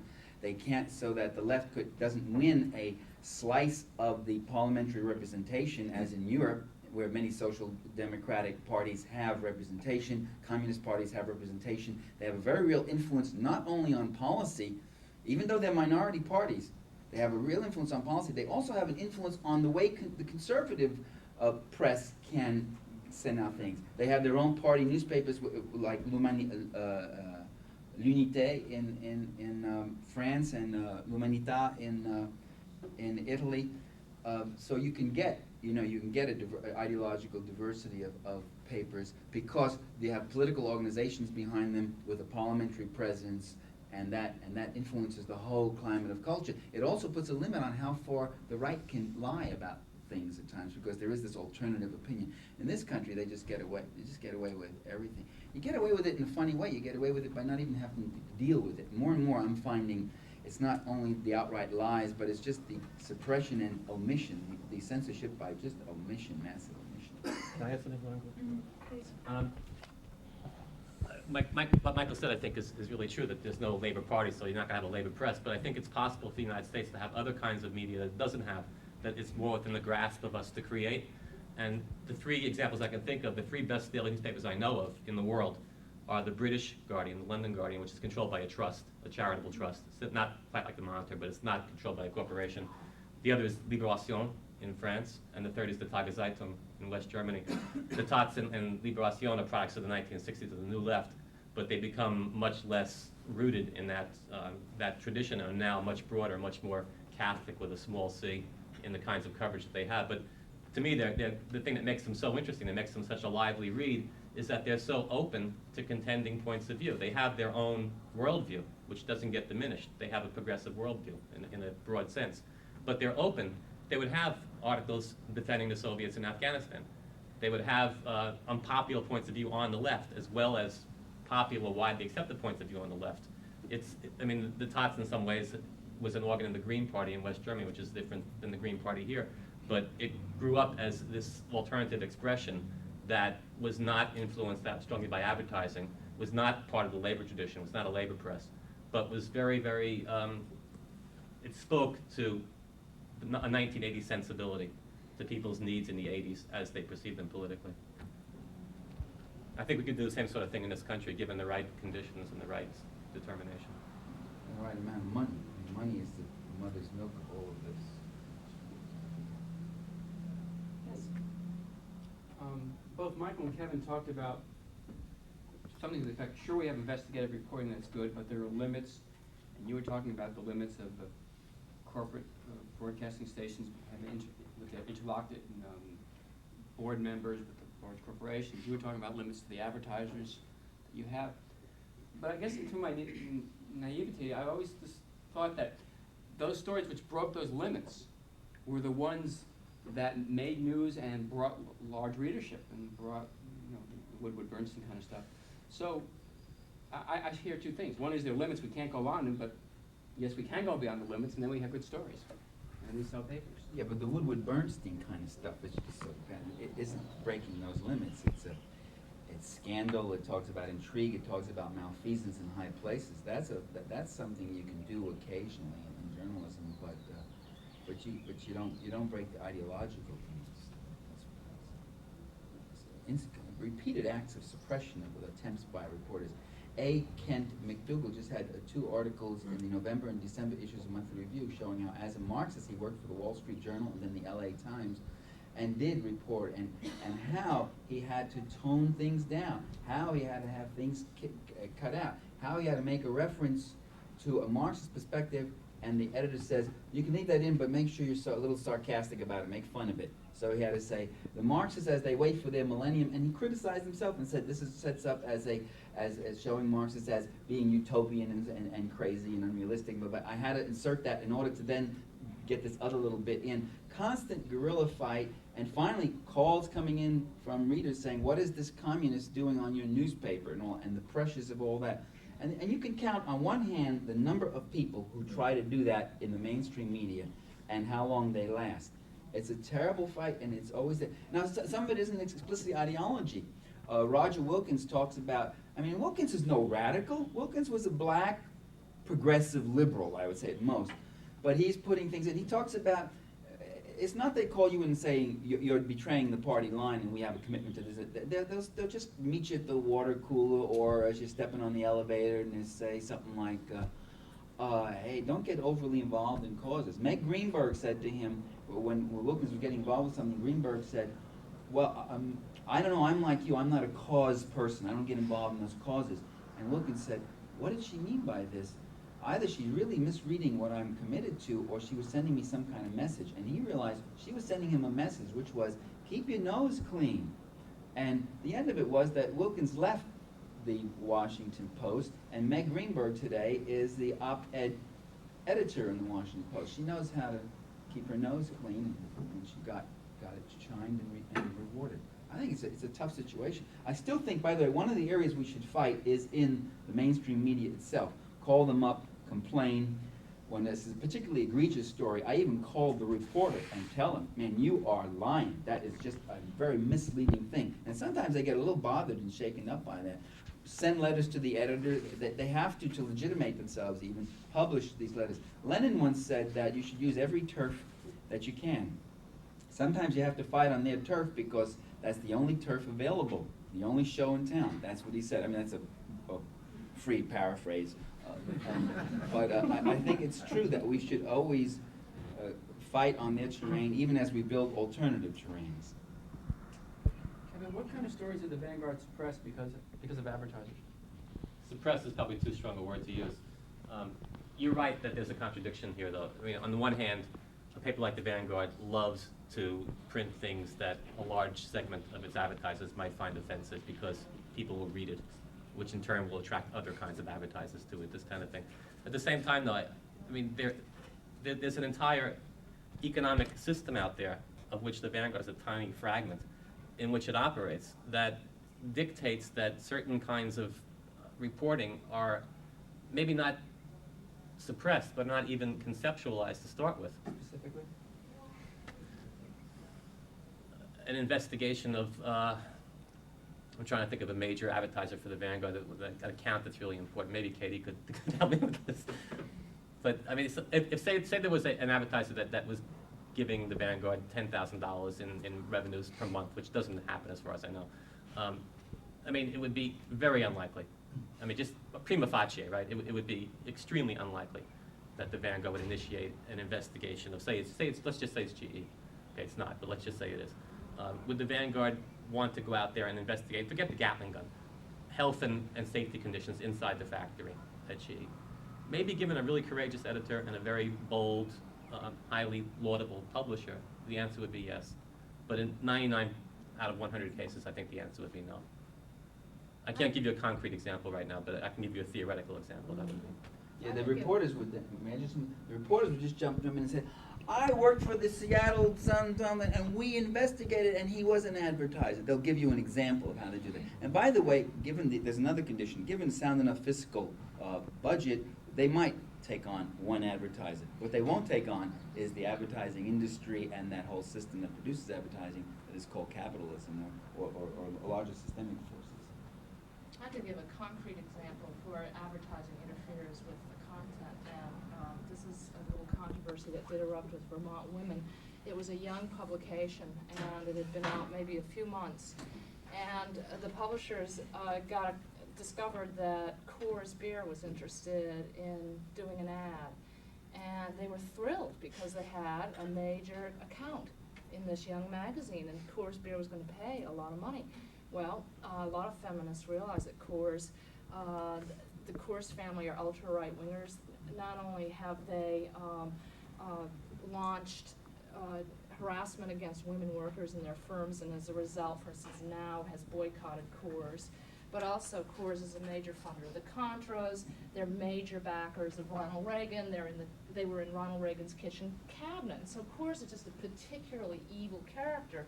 And on top of it, his position on women are so bad that when women saw the ad, they were outraged that Vermont Woman would carry it. Also, Coors is a major funder of anti-ERA. activities and supports Phyllis Schlafly. So how could Vermont Woman carry this ad by the company that funds Phyllis Schlafly? This is the level of debate. I happen to know, since I was very active on the ERA campaign, that there was dispute in the boardroom of the Vermont Women, and that one young woman got an agreement from the publisher to print something about Coors on the opposite page of the ad. This was the trade-off. And I said, I'll be amazed. You know, here's my information, go to it, let's see what happens. What happens is that the information on Coors got reduced to one paragraph, the ad ran, and Coors never paid for the ad. and the end result is that the readership was deprived of information of who this man was and what kind of causes he's funding. Now this goes on. There's a classic example. There's a hand behind you. Given that within a readership of any size there would be a certain limit to the intellect or desire to use the intellect, how do you make news diverse or all-inclusive and yet comprehensible? There's only so much that a lot of people will take in, so how do you compromise between diversity and comprehensibility?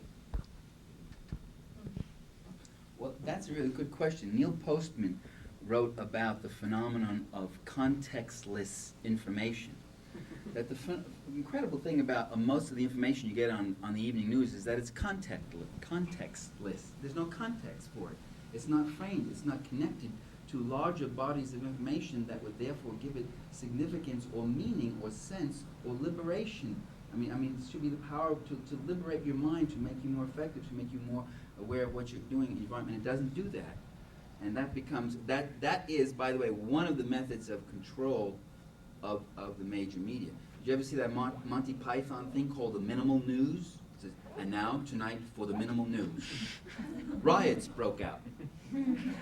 The prices went up. The minister refused to resign. The body could not be identified. The score was 3-2, and that was the minimal news. Well, you know, you're listening and you say, you know, that sounded like the regular news in a way, the headlines a little bit. And that's what you get, the regular news. And then you get another 20 minutes of puffery. I heard Morning Edition, they had those headlines, and I timed it. I timed that. The headlines went for 50 seconds, 52 seconds. And then came 8 minutes. This is national radio, right? 8 minutes on a guy named Harry Carey, sports announcer for the Chicago Cubs, and his career and what he's done. And he said, I decided the people you got to satisfy are not the owners, bullshit, and not the players. You got to satisfy the fans. Yay, Harry. 8 minutes went on about Harry Carey. Who the hell is Harry Carey? Ball club, and you hear, and then they switch and they give you Red Barber down there, and it sounds like a CB radio and all that. And that's what you were getting, is puffery and all that stuff. But mostly the point you're making is the contextless news. I think one of the virtues of left publications is they do put that in a context. I've read stories by Kevin Kelly on the media, where it's not just, this is silly or something, but he would frame it in a certain way. He would put the spin on it that would connect it to larger configurations. I've read other stories like that, and I think those are the better ones. And they don't have to be too long, too, to do it. I would also add, in the mainstream press, you can't compromise, because the value of airtime and space in newspapers is so valuable that you can't afford to provide any more information or give any more airtime to a story than you do. I don't agree with that, but you then have 8 minutes to give to Harry Carey, a sports announcer, and why he's retiring now from the Chicago Cubs, reporting games in the Chicago Cubs. There's plenty of time if it's for fluff and froth and one day, I mean, All Things Considered does that. He said, tonight we're going to visit a woman who raises pet llamas in her Manhattan apartment. and a man who manufactures seashells, whatever that is, and stuff like that. But first the news, and then you blah, blah, blah, blah, give you the news, and then 5, 10, 15 minutes of this puffery. So it's obvious that they're out there to distract and entertain in a very shallow way rather than inform. Well, the bind of that is that I think All Things Considered has changed a lot since 1980. And what National Public Radio did is that they did that big, I can't remember the name of it, but that big market research, how to find out what your audience wants, and then change the programming, because National Public Radio, when they lost when Reagan cut the federal funding for that, they had to figure out a way to generate revenue to compete with the TV news, which comes on at basically the same time. So they did this huge research thing and found out what people wanted, and found out that most of the people didn't want to hear like a 30-minute segment explaining one particular thing. And so they changed, the whole format of National Public Radio changed with the intention of doubling their audience by 1990. It's now 1989. They failed miserably. They have not come anywhere near doubling their audience. They've alienated a lot of people, and they, like you say, they just put out the same shallow, entertaining stuff as the networks. And I actually had a little tiny argument yesterday with somebody at Vermont Public Radio, about the same thing. He said, "Well, look, we don't have the money. We have to cater to the audience. Otherwise we won't." How can you make media more honest in a way, or more informative, without somehow re-educating or changing the desires of your audience, though? Yeah, but you're assuming demand I creates don't know. supply, but after a while, supply creates demand. Okay. If you treat a citizenry as a citizenry, they'll act that way. If you treat them as a rabble, they'll begin to respond and get conditioned as a rabble. Supply often creates demand, or creates a taste or predisposition to accept it. They did a survey in England. Now, the English media are filled with stories about the royal family. Supposedly, the Brits are absolutely addicted to the royal family. And they found that 20% of the population wanted stories about the royal family, or wanted as many as they were. Everyone else were either indifferent or felt there were too many stories about the royal. That's very revealing. And most of them wanted more news, or wanted more. By more news, wanted to find out more things to get some understanding about what is going on with their society and their lives. Why are things the way they are? They don't get that. And if you speak to those things, and we have a candidate right here who did that in Burlington, Vermont, and people who didn't vote before, and people who supposedly want only puffery and all that, people listened and people voted for him. So supply can change the quality of consumption. And that candidate wants to talk now.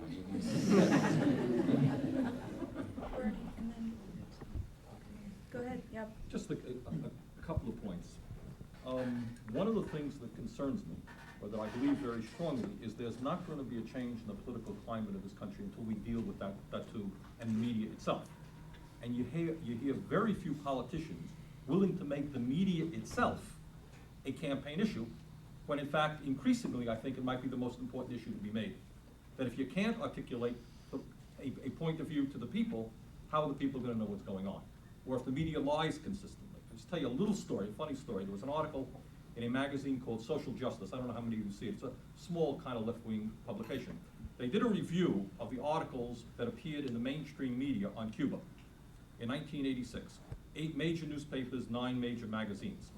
With very, very few exceptions, the media was not allowed or did not say anything positive on Cuba. There are problems in Cuba, some enormous achievements. Basically, the American people are not allowed to hear that anything positive about Cuba. That's an area where Michael was talking about the limits. You're not allowed to say positive things about Cuba, for example. But if you're running for office, let me throw out some ideas and like the panel to respond. Nader makes the point that the airwaves, in fact, belong to the people. The FCC theoretically licenses NBC and CBS. Wouldn't it be a sensible political demand to say that if the airwaves belong to the people, they can't simply be used as a mechanism to make as much private profit as is possible? Now, you don't want to have the government telling the media what to do, but you have a right to have the television controlled by nonpartisan bodies. Different points of view should be allowed. But isn't it a legitimate demand to say that the airways, unlike a newspaper, belong to the people, and therefore there have to be certain minimal requirements, such as you can't have constant advertising, such as there has to be a diversity of opinion and so forth? That's the question that I'm throwing.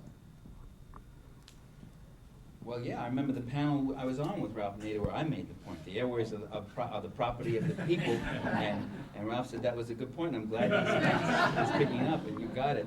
But that's been a fight that's been going on for years, and Congress was on the right side there and trying to preserve the fairness doctrine with all its inadequacies, And the president vetoed any renewal of the fairness doctrine, and there's been a real war against any public interest being exercised over the media. I mean, it's an area to say, wouldn't it be good to say? I mean, people have been saying it, have been fighting for that, and we have to be more conscious of the fact that belongs to us.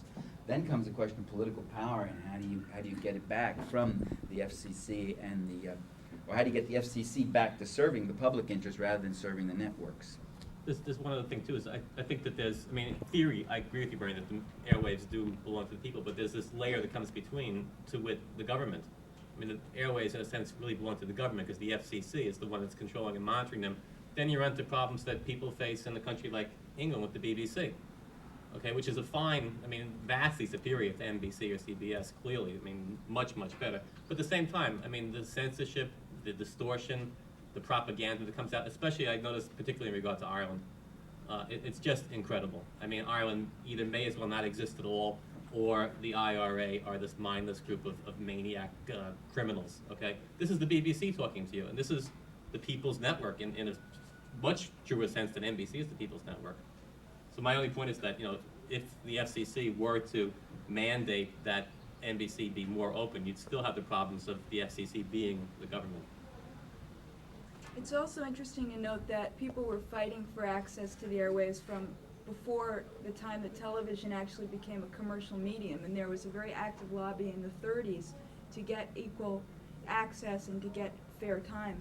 And I would only add to that, I mean, again, it's often overlooked in progressive discussions of media, but public access to cable television is the clearest example that we have, and you know this, Bernie, because you yourself made 49 shows on public access, that it's the clearest example that we have of people actually fighting for access to a monopoly that the owners are not at all interested in giving access to, and in at least 1,200 communities across this country, there are community access facilities.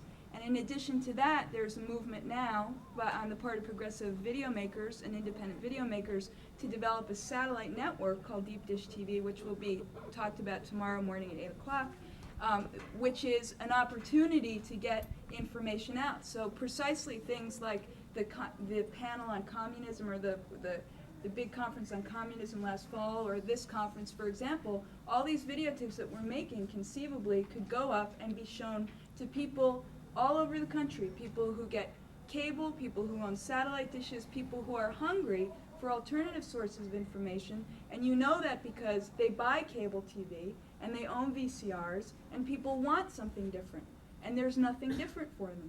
So we see an incredibly, I mean, even in the absence of federal regulation, federal support for access did not exist for 10 years, and people went out and they fought and they struggled and they lay themselves down on the railroad tracks in front of the cable companies, and believe me, it was not an easy fight. And they're continuing to do it. And now in the state of Vermont, we have a regulatory process that supports and holds cable companies hostage for public access. So we've seen a transformation and a support for that kind of programming and that kind of control of the means of production and distribution that is really unprecedented in this country. So I think there is a lot of hope, even though on mainstream media there isn't. Elaine.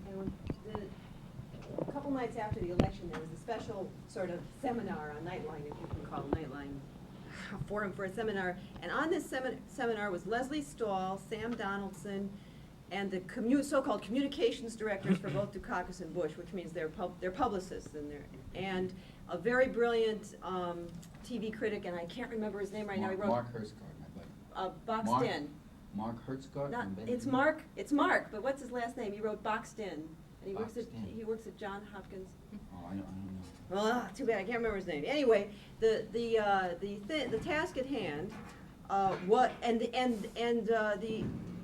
the mood of this room was that the media was the reporters were really sort of abashed because everybody in that room knew that the coverage of the election was incredibly corrupt, and that Dukakis was made to look like a fool often, and Bush, the way things are ordered, and Bush was made to look better, and the Willie Horton ad came up, right?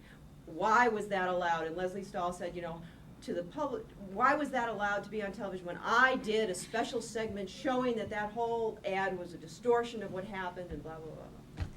And of course, Bush's publicist said, well, no, it wasn't a lie, and Dukakis publicist said, yes, it was a lie, and they argued about it. And then Sam Donaldson broke in and he said, in a democracy, you have the right to lie. That's what he said. That's what Sam Donaldson said. A guy who I always thought, I sort of thought Sam was on our side before, sort of. And then they had this, and then Dukakis' publicist, I can't believe you're saying that. I can't believe you're saying that. And then they had this big thing. But the upshot was that in a democracy, on television that is not controlled, you have a right to lie. So anyway. We have time for one more question, because we're just about over time. Yes? Yes, I live in the Northeast Kingdom, and the Northeast Kingdom has a lot of non-capitalist, or maybe more correctly, pre-capitalist characteristics. And I think maybe one reason for that is that can be both bad and good, but I think it's mostly good. I think one reason for that, an important reason, is that the television reception has been very poor up there for many years. But this is all changing now with the advent of satellite dishes and so forth. So what I wanted to ask is what you think about Jerry Mander's arguments, or arguments by people like him, that maybe the best thing for us to do is to organize to keep out satellite dishes, keep out television if we've got it already. And I have it, but what about turning it off, unplugging, organizing in that sort of way? We're starting a monopoly public access. I know I have some really specific views, but I think maybe by way of conclusion, we could maybe everyone say something, because I think that's a very good question. I'm mixed on it, although I'm not an expert on public access. I mean, if there were, I think that there are so many Americans that are so used to watching TV. I mean, even if you don't live in Northeast Kingdom, you see enough of it. I'd like to see, I mean, I live in Franklin County, and I'm thinking about politics and how do you get progressives covered in Franklin County.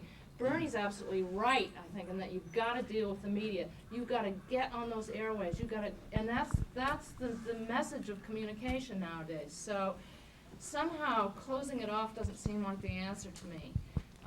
Getting more cable out there, yes, because it's the way people relate to whatever's happening in the world. It's the quick answer. They don't read anymore, so use it. Bernie uses it. Bernie, you should be up here. I think we probably would have a lot to learn from what you've learned from the media. That's my answer. Elaine? What do I think about turning it off? Well, yeah, I mean, it'd be great if people would turn off the television and pick up a book. I mean, but it's too late for that. And what I would like to see is, I think it's important to watch television. In fact, I didn't watch television for 10 years. I didn't own a television for 10 years. Now all I do is watch television for other purposes. But and I feel like, when I watch television, it's like a punishment. But what I feel that's important is that I now understand much better about what is going on in the world, not because of the information that's given to me, but because of how it's done. And I feel in a much better position to get in there and to do a critique of it and to play around with it and to throw it back out again. So I don't know. I think that we should, we should watch television, and then we should get on television, and we should critique television so that people who channel surf around, because with remote control, people don't watch talk about context-less. People don't watch a station, for more than 3 or 4 minutes before they drift onto something else. Mander's argument is really, in effect, that form preempts essence, that the medium is the message, that the very experience of watching 4 to 5 hours of television a day, regardless of the content, so changes social relations and so impoverishes and isolates us. And one can look at communities, there are farm communities where guys testify that, folks used to get together a lot before, but now we've got the TV in, and we don't get together as often as much. That's exactly what's happening. Right. So, and anything that, and the mind does boggle that keeping people isolated in these little boxes, or addressing all of them from one centralized thing that now is it's the 1984, it's the monster instrument of right in your home, addressing every one of those people. And that is, I think that structure is itself a phenomenon, but I think Elaine is right. It's here, and I don't know how you could roll it back. There is also, I also don't like arguments that always reduce essence to form. You know, we had that with Liberty Union. Bernie mentioned the party where he ran in '74 for Senate, got 4% of the vote. He didn't mention I ran for Congress and got 7% of the vote. I was so pissed. But you remember at that, in those beautiful pastoral days, we debated, we reflected on whether or not we should have bumper stickers. And we said, well, we'd begin doing the same thing that these major parties are doing, just putting a name on there like a soap, like a soap commodity or something. So we decided no names, just Liberty Union, but that's still... For more than 3 or 4 minutes before they drift onto something else. Mander's argument is really in effect that form preempts essence, that the medium is the message, that the very experience of watching 4 to 5 hours of television a day, regardless of the content, so changes social relations and so impoverishes and isolates us. And one can look at communities, there are farm communities where guys testify that, oh, folks used to get together a lot before, but now we've got the TV in, and we don't get together as often as much. That's exactly what's happening. Right. So, and anything that, and the mind does boggle that keeping people isolated in these little boxes, or addressing all of them from one centralized thing that now is the perfect, it's the 1984, it's the monster instrument of right in your home, addressing every one of those people. And that is, I think that structure is itself a phenomenon, but I think Elaine is right. It's here, and I don't know how you could roll it back. There is also, I also don't like arguments that always reduce essence to form. You know, we had that with Liberty Union. Bernie mentioned the party where he ran in '74 for Senate, got 4% of the vote. He didn't mention I ran for Congress and got 7% of the vote. I was so pissed. But you remember at that, in those beautiful pastoral days, we debated, we reflected on whether or not we should have bumper stickers. And we said, well, we'd begin doing the same thing that these major parties are doing, just putting a name on there like a soap, like a soap commodity or something. So we decided no names, just Liberty Union, but that still was doing that. I don't think, reflecting now on it, I don't think that was bad at all. We can use their forms because we got a better essence. And it's all right to use their forms. The only thing that keeps us from using more of their forms is the money, you know. But if we could get on TV, and if we could get in living rooms, and if we can give our arguments, if you could hear us speaking instead of that guy reading from the Bible there, it would be much better television experience. Kevin? Like we're going to get on, right? Yeah, Kevin? Right. Yeah, I share everybody else's disdain and dislike for television. I really hate TV a lot and almost never watch it at all. At the same time, what Elaine said and Michael said is really true, is that it's here, it's real, people are enthralled by it, it's an important, integral part of their lives. So obviously, it needs to be used in a better way than the networks are using it. The whole notion of rejecting technology, I don't think is a real sound one, because it's obviously going to win in the end on one level. But I think that technology affords other openings besides just TV, possibly with desktop publishing, for example, that there might be ways in the Northeast Kingdom and every place else that we can maybe sidestep the television a little bit and rely, again, I'm very partial to the printed word, and I like it and hope that it prospers and survives. And maybe this whole computer phenomenon would be helpful to it, to propagate it and to make people their own publishers, to give them the power to put out their own information and to receive it very simply in their home, rather than staring at that box. They could look at another kind of box that has words on it instead of images, and maybe that would have an effect on their consciousness that image doesn't have. I don't know. I'm playing with these ideas, but these are possibilities. I think that maybe the coming years will make more real to us. I'd like to thank everyone for coming. Just in conclusion, I would say very strongly that I think as progressives, we have a moral responsibility to embrace television and understand it, and to understand how the rest of the world is getting their information, and to create alternatives. And if you're interested in creating alternatives and being an activist in that way, tomorrow morning at 8 o'clock, we're going to be talking about guerrilla media and how to do it. So thank all of you for being here and all of your questions.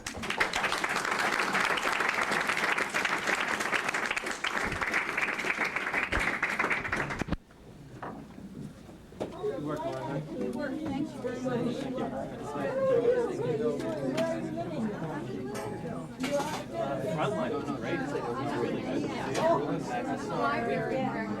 It was really, it was very moving. And it was mostly, they got this